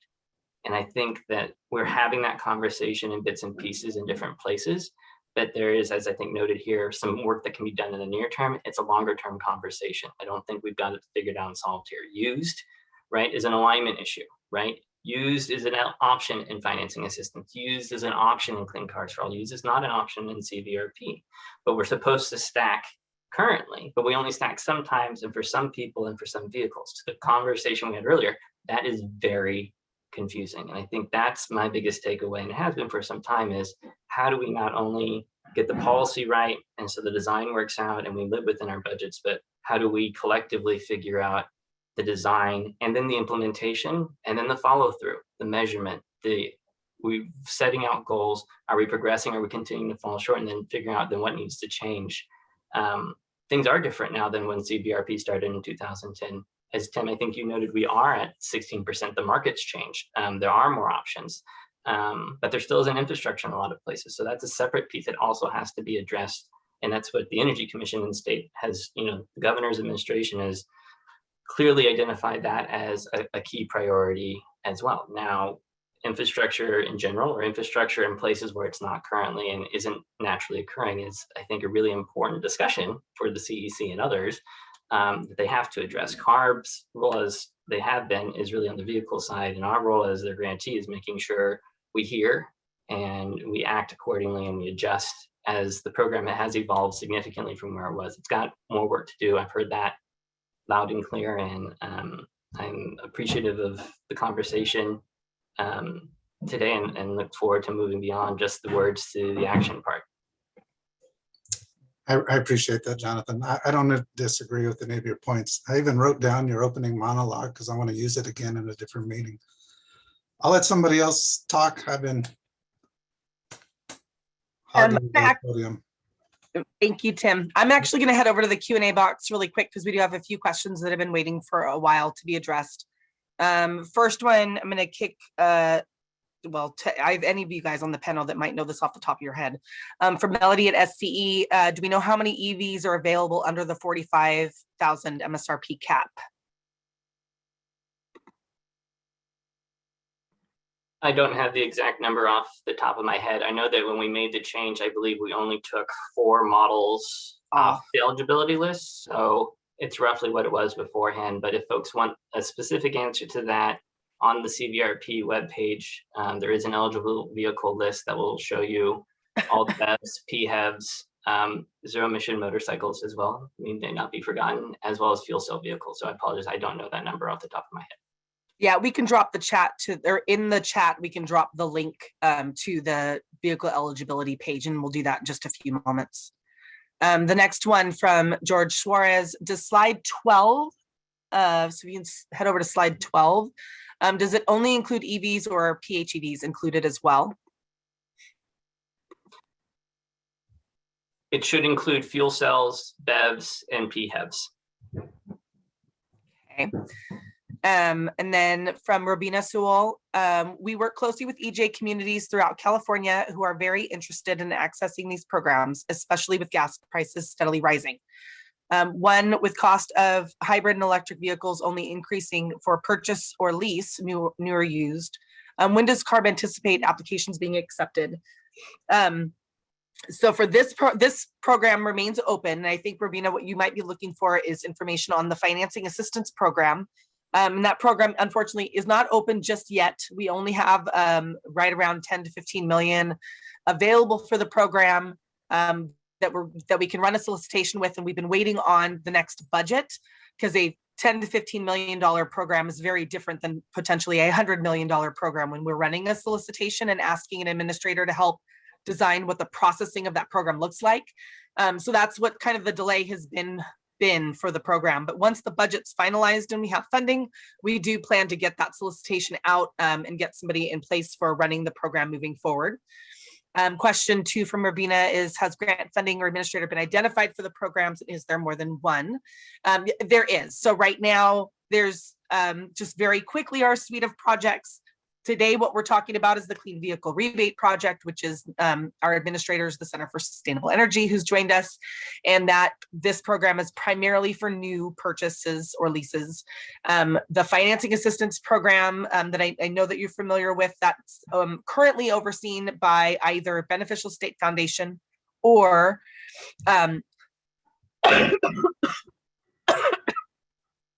sorry, I am getting over my first round of COVID.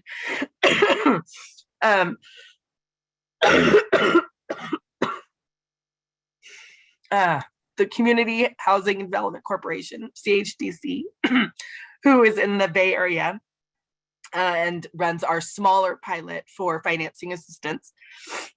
And then 5 of the air districts that run our clean vehicle, clean cars for all, our car scrap and replace program. So that's Bay Area, Sacramento, San Joaquin, South Coast, and soon to be San Diego. More than happy to get more information for you offline. Would love to make sure that you've got the information that you need. And I think I've got your email, so I'll shoot you a note after. And the last question, actually also from Rabina, what community groups are funded by Carb for this program? So each of the programs does have different community groups that are kind of part of the outreach components of the programs. For this particular one for Cvrp, Jonathan, can you list off who the current partners are? I can at least give you a good chunk of them. We have MAC down in San Diego, and I believe Groundworks as well, although that could be for another project. Our Community Partners Network supports us on multiple programs. The Central California Asthma Collaborative leads up a collection of other local CBOs up and down the San Joaquin Valley. We have the Community Resource Project up here in Sacramento. We recently brought on Prior Consulting, also in the Sacramento area, to provide assistance. And there's a variety of others that help on other programs, not Cvrp. So I think I don't remember if there's I can follow up afterwards with the full list. I don't want to forget anybody off the top of my head. Yeah, and unfortunately, I don't have the list of the other partners that we have for our other programs, but we're happy to provide that too. And Aria, if you wouldn't mind, Rabina does have wanted to, I think, add some clarification to her question. If you can find her in the attendee list and bring her up so that she can unmute her line to clarify, that'd be great. And while you're doing that, I'm going to tackle one more here in the Q&A from Chris Franz. Hi there, Chris Franz from Westward Industries. We manufacture a Max EV, which is an LSV or an NEV, or neighborhood electric vehicle, meaning low speed neighborhood electric vehicles. I'm wondering if the program is considered broadening its program to include or expand this class. We manufacture higher LSV with long-lasting lithium-ion batteries, and funding would help convert consumers from options like diesel burning Kubotas. We also manufacture 3-wheel motorcycles for city fleets. Hi, Chris. So neighborhood electric vehicles are absolutely allowed in the program. All we need, so right now there are none. We did remove NEVs from the program a couple of years ago because there were none being offered available that meet the requirements in the program. And there are some extended warranty requirements for NEVs to participate. So for the neighborhood electric vehicles, that's definitely an option. And I believe that we've worked with you in the past so we can make sure that you've got the information if you haven't been able to find it. For 3-wheel motorcycles, though, I believe that there are some different issues there with the way the vehicle code is written and how 3-wheeled motorcycles would be considered and how that would fold into the program. So we'd have to go back and we can reach back out. Either just send Raquel or I a note and we're happy to connect with you. All right, by chance, were you able to locate Robina? Yes, I was. Rabina, I have unmuted your mic. You will need to unmute on your end. Okay, there we go. I just wanted to say, for those who may not be aware of our organization, I'm the executive director of California Safe Schools. We've been around for 25 years. We're a children's environmental health and environmental justice coalition located here in Southern California. And while I have not had the honor of working with Lonnie, I have indirectly worked with LaDonna for more than 2 decades. And I support everything that they've shared with you today and hope that there can be an immediate prioritizing of their communities. And if funding remains, Jonathan, within your program for outreach, I would hope that that funding could be immediately given to communities like Lonnie and LaDonna and others who really, this program needs to be on an even playing field. And I would hope that that would happen sooner rather than later. I know from their reputations alone, LaDonna, I know for Lonnie's reputation, they're exceptionally exceptionally knowledgeable and very committed to their communities and are quite capable of doing incredible outreach. And so I hope that that will absolutely be a priority moving forward. I certainly don't speak for them or their communities. They're quite capable of doing that for themselves, but I'm very disheartened by some of the communications that have happened earlier. And I know that the communities that I work with here in Southern California, and Jonathan, maybe there are some groups in Southern California that have been doing outreach. I'm not aware of any of them. And, we certainly have done our, our due diligence in trying to share with the community opportunities that exist. And we hope that there will be more of those opportunities moving forward. So thank you for this opportunity to comment. Thanks, Rubina. I appreciate those thoughts. Yeah, and as I did state, recruitment isn't a seasonal thing. We're always looking for folks that are interested and capable and wanting to be part of the solution and helping us do outreach. And so Lori Walker, who I know on my team is listening in, heads up our community partner network. And I welcome folks if you think there's work that could be done, if you think there's quality partners, if you are a quality partner and want to be at the table and engaged and think you can help. I don't know if my email was previously shared, but I can put it in the chat, or I don't know, Ari, if we can get it out. We are always looking to improve on the implementation space. So reach out and we'll see if it's a fit.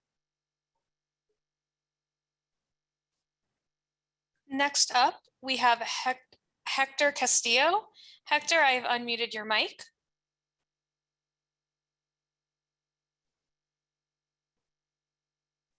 Good afternoon.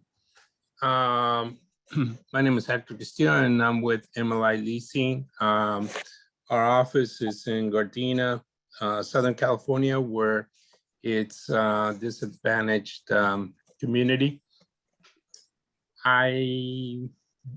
I'm very aware and used to same scenario that people discussed earlier.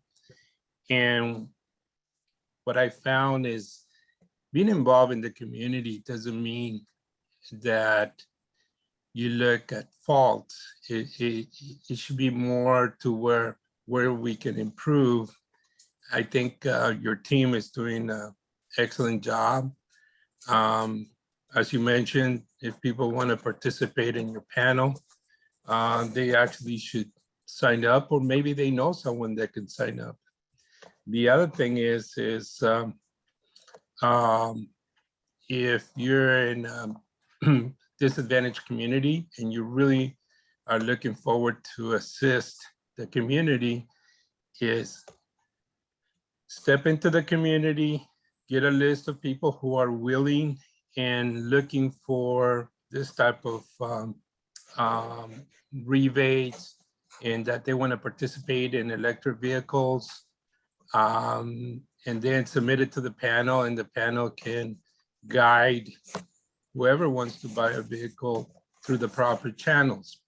I know it's a little backwards, but you know what? It actually opens the door for those people sitting on the sideline and just listening.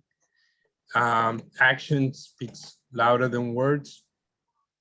And I know we all have limited time, but I think if we put it out there to different communities, I know different people that work very hard in the community, and I could suggest and point them to this, toward your panel, and maybe they can inform their section of the disadvantaged community and see how many people are willing and interested in acquiring an electric vehicle. It's not for everybody, not everybody wants an electric vehicle, even though, sure, it saves money, it looks pretty, but it depends on the generation you were raised in and what you want to have, So it's important that we look at that. Suggestions are great, but the thing is be proactive, you know? So thank you for listening. Thank you very much for the comments, Hector. And thank you too for the comments. I was going to read those ones next and you beat me to it. So so the comments that I've cleared the comments that you have in the Q&A box as well.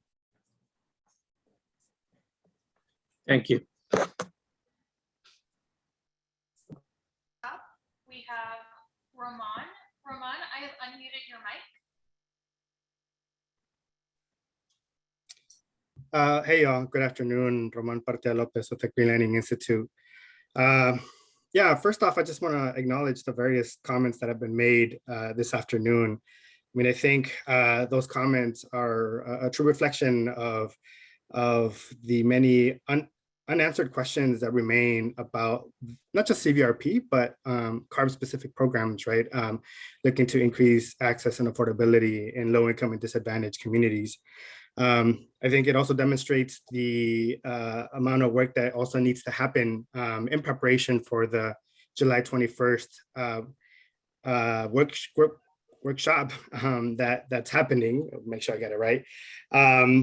In providing a level of transparency about the programs, right? And where the money is going, how it's being utilized, who the community partners are, you know, really tackling the questions that were raised by LaDonna, by Lonnie, and by others. I think it's going to be really critical so that, you know, we are having a transparent conversation about these programs, about the impact that they're having, and how they're doing on increasing that access and affordability for disadvantaged and low-income communities, right? I think that is a remaining question that we continue to see, one that has been, you know, been analyzed by some institutions, and, you know, we know that disadvantaged census tracts are not receiving a fair share, an equitable share, right, of these incentives, right? So I think, you know, as we work towards that workshop in July, or at the end of the month, I think we need to really think through what are those questions that we need answered, right? And that, you know, not just having, you know, statistics about participation, but really more in-depth data on the things that have been asked about, that have been referenced earlier. So I wanted to just highlight that. But I think for me, I think one of the things that's coming up, and one that it's more of a comment for you all, is that, you know, I think we're in a critical point where obviously the governor has demonstrated his commitment to equity by prioritizing programs that are delivering equity outcomes. And, you know, Cvrp is a program that hasn't delivered equity outcomes. As much as the program has tried over the years, it hasn't delivered. It's been multiple years since the passage of SB 1275. And we've tried to refine this program in a way so that lower income households can have access, but we continue to find that, you know, they remain a small percentage, even with the carve out, right, of the program. And, you know, we try to narrow this program down more and more, and yet, you know, we're still finding difficulties. And the fact that, you know, this is still remains a new vehicle incentive program, as, you know, was mentioned earlier, creates a challenge. The fact that, you know, this program seems very similar to the Clean Vehicle Assistance Program, and yet that provides a bigger incentive for lower income households, and have the new and used vehicle opportunity. You know, and the fact that, you know, after these 3 years, based on last year, right, from the governor's incentive, I mean, from the governor's commitment to this program, I think we reached a point where we could try to refine and continue to pilot and continue to study, but that's not going to deliver on our communities now. And to be frank, from Green Lining's perspective, what we hope to see moving forward is that, you know, we allow these 3 years of funding that have been allocated to run its course, and for Cvrp to sunset. And the program has been around for 12 years and has failed on delivering equity outcomes. And I think the timing, and we've shared this before, the timing is now to really start thinking about what a new vehicle incentive program that does deliver on equity and is ensuring that it's reaching our most impacted communities, that we start defining that now, rather than continuing to refine this program, because we've tried and have not succeeded at it. So I'm just putting this out there for you all that I think as we continue this discussion and we go into July and we go into funding plan, we really start thinking about that, right? How can we shift this program, the money that this program has received, into the other programs that are delivering equity outcomes, that are providing incentives for new and used vehicles, that are doing that intentional outreach in low income and disadvantaged communities. And if Carb is really committed to equity, right, in the way that you all have spoken about it, the way that Greenlining's principles has shown up in previous funding plans, then the timing is now to really start having these difficult conversations. I know that's a difficult conversation to have, especially with the administrator on the line here. But I think we need to really have that discussion and with more folks in the room so that we can really start envisioning what this new vehicle incentive program could look like that is delivering equity outcomes, especially when we also have the Clean Fuel Rewards program that is providing a new vehicle incentive. So I just wanted to really share those thoughts and offer that as a reflection as you all go back and really think about what to include in the July presentation. Thank you. Thanks, Ramon. So a couple of things on that. I appreciate the comments. I think it's really important, though, to highlight the point that, Cvrp, you're right. I mean, this program has been around 12 years, but this program wasn't initially created or designed to be an equity program. This program was created and designed to be a broad, not an equity program. The other programs, financing assistance, Clean Cars for All, those are designed to be equity programs. And those were designed coming out of 1275 to augment what we weren't doing and what we hadn't done yet in this particular program in Cvrp. But at the same time, we recognize that with the amount of funding that comes into this program, that it does make sense, or did make sense at that time and continues to make sense, to start to change the shape of this program and find ways to make it more equitable, and shift the design as much as we can from being just that broad market incentive.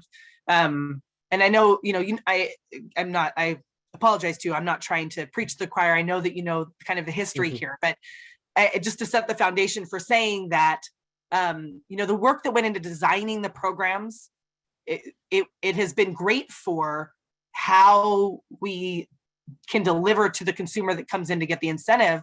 But yes, it has had shortcomings, and we fully recognize that there are and have been several shortcomings now that we've gotten this far into the program, and realize that even when we've tried to ramp up having an equity component within this program, the increased rebates, really kind of having a larger eye towards bringing in community-based organizations to partner with us, that even by taking those certain steps, they haven't been enough.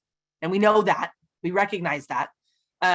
And we continue to try to find ways, but within a program that ultimately was designed to be a broader market program. That said, though, we these comments are helpful because it does help us kind of go back and figure out, okay, what additional things can we do to make this program more of an equity focused program, or how do we bolster the other programs? To your point on moving funding, so the funding's already been allocated. And so the funding's been allocated by the legislature. The legislature told us to put the funding that we have into this program. So we don't have the authority to move the money to another program. That said, however, though, I don't know that is necessary if we are designing things kind of in the right way. And so things like changing the increased rebate for LMI, or changing the criteria by which we design that component of the program, changing the design of the program, are the types of pieces of feedback we really need from you guys to understand how we can better structure the program as we're moving forward with the dollars that we do have for it. And so getting specific recommendations from you and from others on the line for the types of scenarios we should be looking at, what are the types of levers that we could pull to make the program more focused on equity, we're happy to do that and run these scenarios. I mean, we've ran these today. I know we've gotten a couple other asks that we can build in as well, and we'll do that. So if you've got particular scenarios you want us to build in that you think help take the program down the path you'd like to see it go for the remainder of the time that we have it. I'm really open to that. I mean, we're really open to that. We'd really like to see what those suggestions are. I should say too, one other thing, you had commented kind of on the top of your remarks about what you were expecting to see at the workshop on the 21st.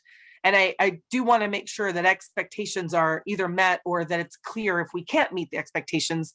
Can you explain a little bit more about what you're hoping to see at the 21st? I mean, what we typically provide for that workshop is kind of an overview of what the funding is that we're going to be allocating to each program and any major policy changes that we're recommending. That's kind of the baseline for which.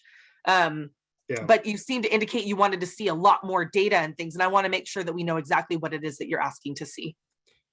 Yeah, no, and thank you for those comments, Lisa. And just initially, I mean, I think you're right in that this program was designed as a market focused program, right? And the reason why this program hasn't been able to fully integrate equity, right? Because it always has maintained as a market transformation specific program, right? And that's why were my comments of why we need to transition out, because even when we tried to embed equity into this, right? And I was part of it at some point, right? It was difficult. And not just because it's difficult doesn't mean we can't continue to try. But I think we reached a point where for greenlining, for myself, I think the opportunity is to start having more conversations around programs that have been designed to deliver equity outcomes with centering equity and delivering equity outcomes. So we could come back to that because I know we're coming up on time. But specifically to my comments around the data for the 21st, yes, I do understand that those work groups are generally more high level. And it's really more of a reflection of what's been heard. Here's what the policy changes that are coming for the programs. But I think we have an opportunity here to come back to that work group or that workshop and provide some of the data points that have been asked for around the way that we're spending outreach dollars, where those dollars have been going. Even the question around who the community partners are that we're working with. I know Jonathan knows them off the top of his head. He's probably just blanking on them right now, but it's all right. But I think having all that data, and not just for Cvrp, but even thinking about the other programs, right? I think it's going to be really critical that those are part of the presentations, right? To provide that level of transparency that is being asked for, right? I think more detail in those slides would be really helpful. And I appreciate you all posting this beforehand. I mentioned this before, but I think that is something that we're hoping to see more of, right? Seeing these slides, and then if folks are asking for more data, of having that available. And even if this doesn't happen in the next work group, right, I think it's going to be really critical that we do convene, right? Do we convene folks to have this deeper discussion? Because this is just not an issue now with Cvrp, this is an issue with all our programs, our clean transportation equity programs, right? And we think about aligning, when we think about how we're spending outreach dollars and where we're spending them and how can we repurpose that, I think that's going to require a lot more thinking that go beyond just the 2 or 3 hours that we might have together during these conversations to really start tackling the issues that have been raised. So, but I think, again, just coming back to my initial point, that I think the data that is provided, would be helpful to get more of that, not just in these work groups, but in those workshops as well, to be able to really, demonstrate how these monies are being spent. Great. Thank you, Ramon. I appreciate the clarification. And Lisa, may I respond a little bit to some of those comments real quick? You got 30 seconds. 30 seconds is that I think part of what's important to remember too is the other programs, the transportation equity programs offer incentives for used vehicles. And I think we really do need to have a deeper dive on what it means to provide a compelling incentive that's sufficient to get a lower income family into a new car. Cvrp being exclusively new is going to be limiting because it's $4,500 off of a $40,000 vehicle.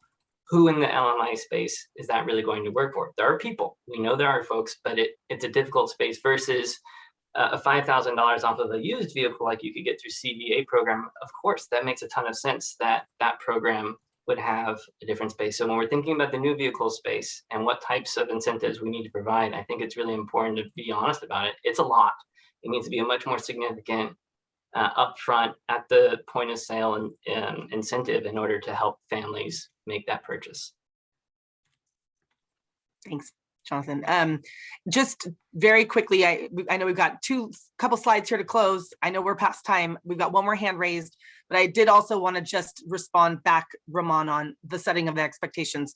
Right now, we don't, given that this is the first request that I'm hearing of wanting to see the budget numbers and the data around the outreach, we're going to need a little bit of time to pull that together. So I just want to make sure that the expectation is clear that on the 21st at the funding plan workshop, our all-day workshop, we won't be at that level of detail, but we will pull the information together. We will get another workshop planned or work group planned where we can provide all that level of transparency across all the programs for you. So we will work on that request. I just want to make sure that it's clear that we won't likely have that level of detail at the 21st, but we will soon. Okay, so Aria, why don't we go ahead and really quick, Raquel, before you do the next slides, open the line back up for LaDonna in case she had another clarifying question or something she wanted to add, and then we'll go to the last slides. Absolutely. LaDonna, I have unmuted your mic.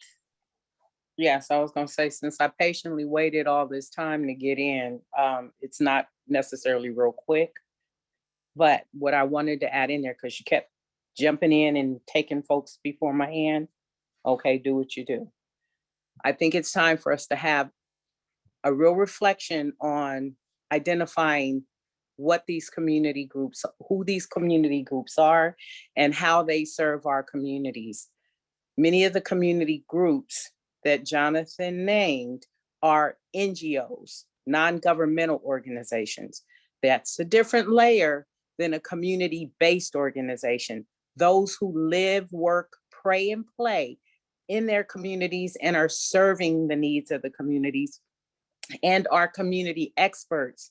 They have those relationships. They know what those needs are. Maybe not all, but majority of them. What we have set up and have worked through and allowed to continue is sort of a plantation mentality.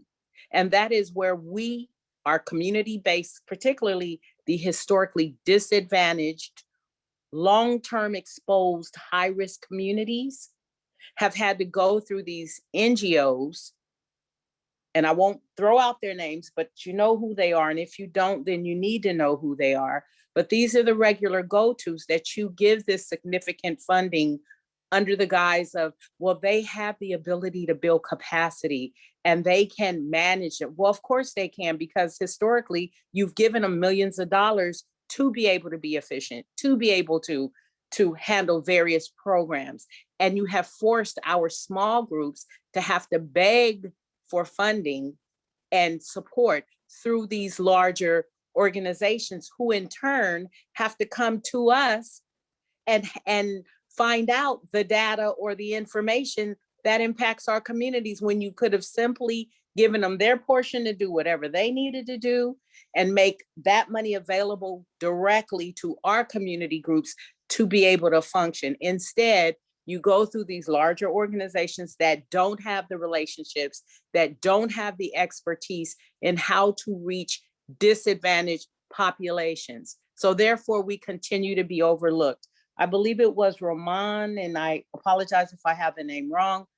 I'm very familiar with greenlining and their data collection, and I appreciate the fact that he pointed out the failure of 12 years. It's almost like we don't want to acknowledge what has happened.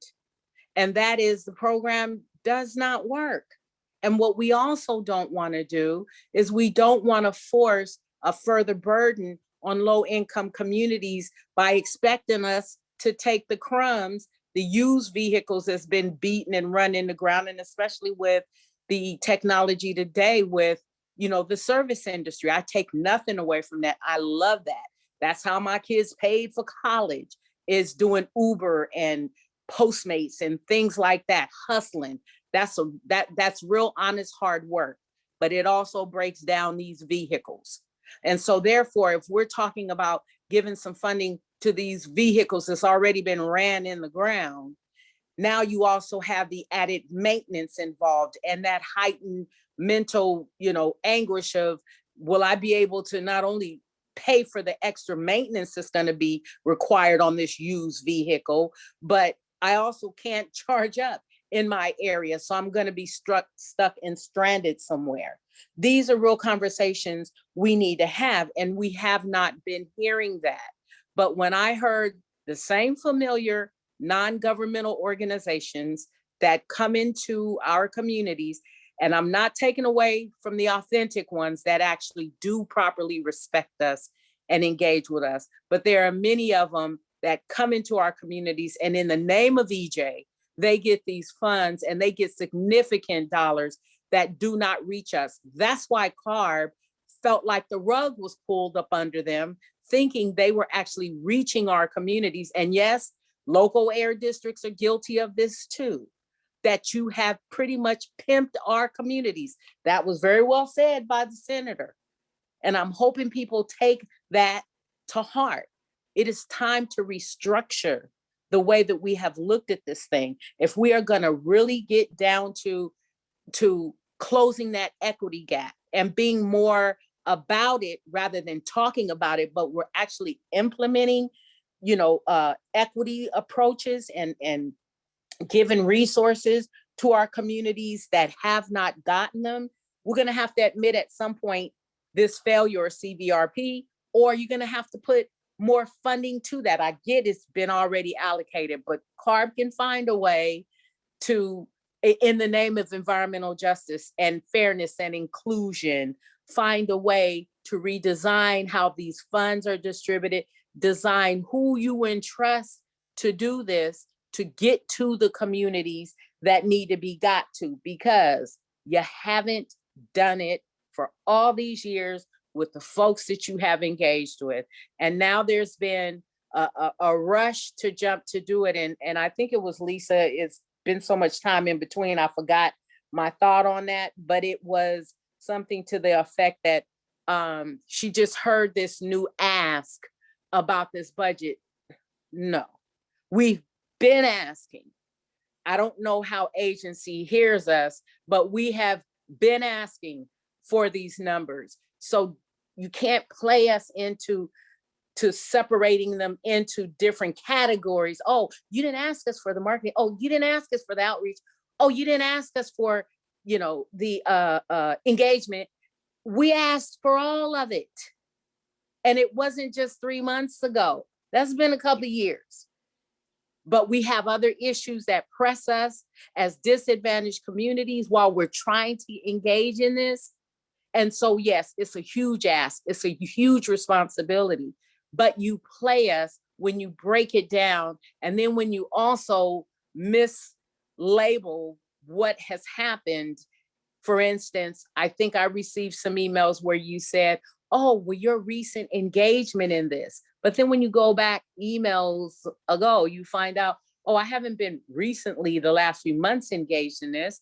I've actually been engaged in it for a couple of years. Once we were notified or once the information was shared that these resources or opportunities were even available. So as you prepare for the July meeting, it is my hopes that, yes, we go back again, however many times we need to do it to get it right, but we must acknowledge what has happened up until 2022 has not worked for Native Black American communities. We still are at the end of the totem pole. It's time to bring us up.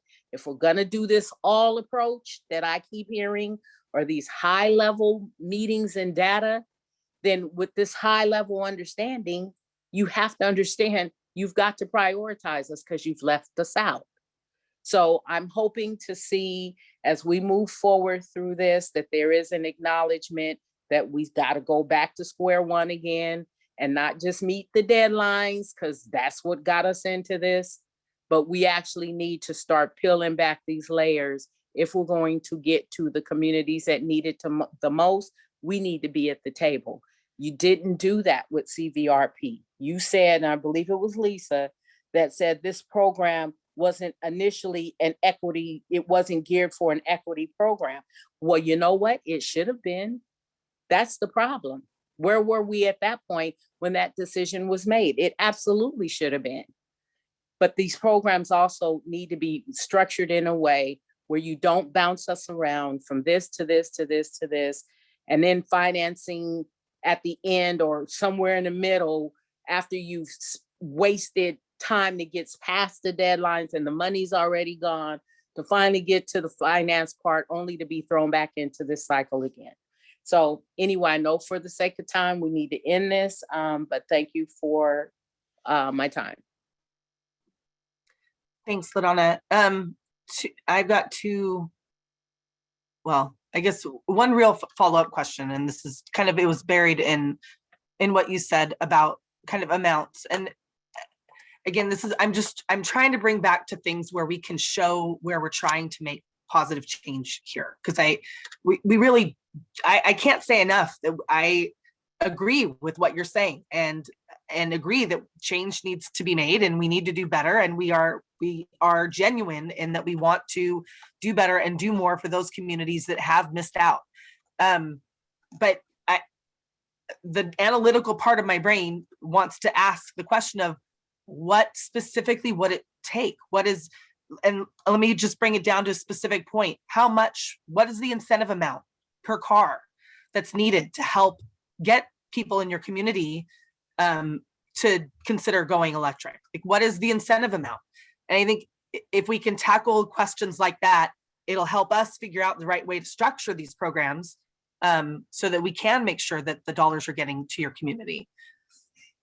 Well, if you want a dollar amount, my first thought at even a basic level beginning rate should be minimum $10,000 to $15,000. And especially when you look at the economy today and how it's been structured, yes, they offered these stimulus programs and these various programs, yet they allowed these companies who they bailed out.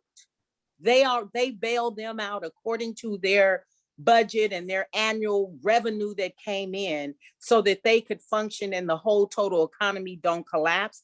They made them whole and then allowed them to double and quadruple their prices. An average used car that you could get, and that's just a bucket, and trust me, I know because I got 6 kids and all of them drive, used to be $2,500 for a used car. It is now $6,000. Nobody accounted for that. And so when we look at that huge increase in price, even for a used car, then to waive, what is it, $4,500 or $5,000, whatever, that's not even touching the surface for folks to be able to get them in a vehicle, and a quality vehicle that they can rely on for at least, say, 4 or 5 years. And I don't understand why in the other programs with the higher income people, it was a no-brainer. Of course, money is king, right? It rules. But when it comes to the low income, all of a sudden now we get to nitpick and we can't figure out. Like, that starting point should have been at least 10,000 if we're really talking about serving where the need is greater. Okay. So that should be at least a starting point. Okay, thank you. That's really helpful. Okay, we're gonna go ahead. I'm gonna kick back to Raquel for the last couple closing slides. Yes, thanks. I know we're over, but I appreciate you hanging on for the last little bit of information I have for you here today. So some next steps, we'll continue to analyze the ZEV market and various program change scenarios based on today's discussion and any additional input we receive throughout these next few months, as well as during our second public workshop for the fiscal year 22-23 funding plan that we've mentioned. And that is scheduled for Thursday, July 21st. A meeting notice has gone out, but you can also find the link to the Zoom registration on our Carb, low carbon transportation meetings and events, meetings and workshops page, which was, I believe the link was dropped into the chat earlier in the meeting, but we can do that again right now. We will then finalize the proposal based on all of the input we've received, and that will be included in the fiscal year 22-23 funding plan, which is planned to be released in October and heard before the board this November. Again, if you have any remaining questions or would like to provide additional suggestions please don't hesitate to contact Lisa or I. And if you'd like to continue being involved in the public process, we do encourage you to subscribe to our Gov Delivery emails in the link that we provided here today. So again, thank you guys for staying extra time over and for your participation today. Is very helpful, and we'll go back and continue hammering out this proposal for CBRP. Thank you all and have a great day.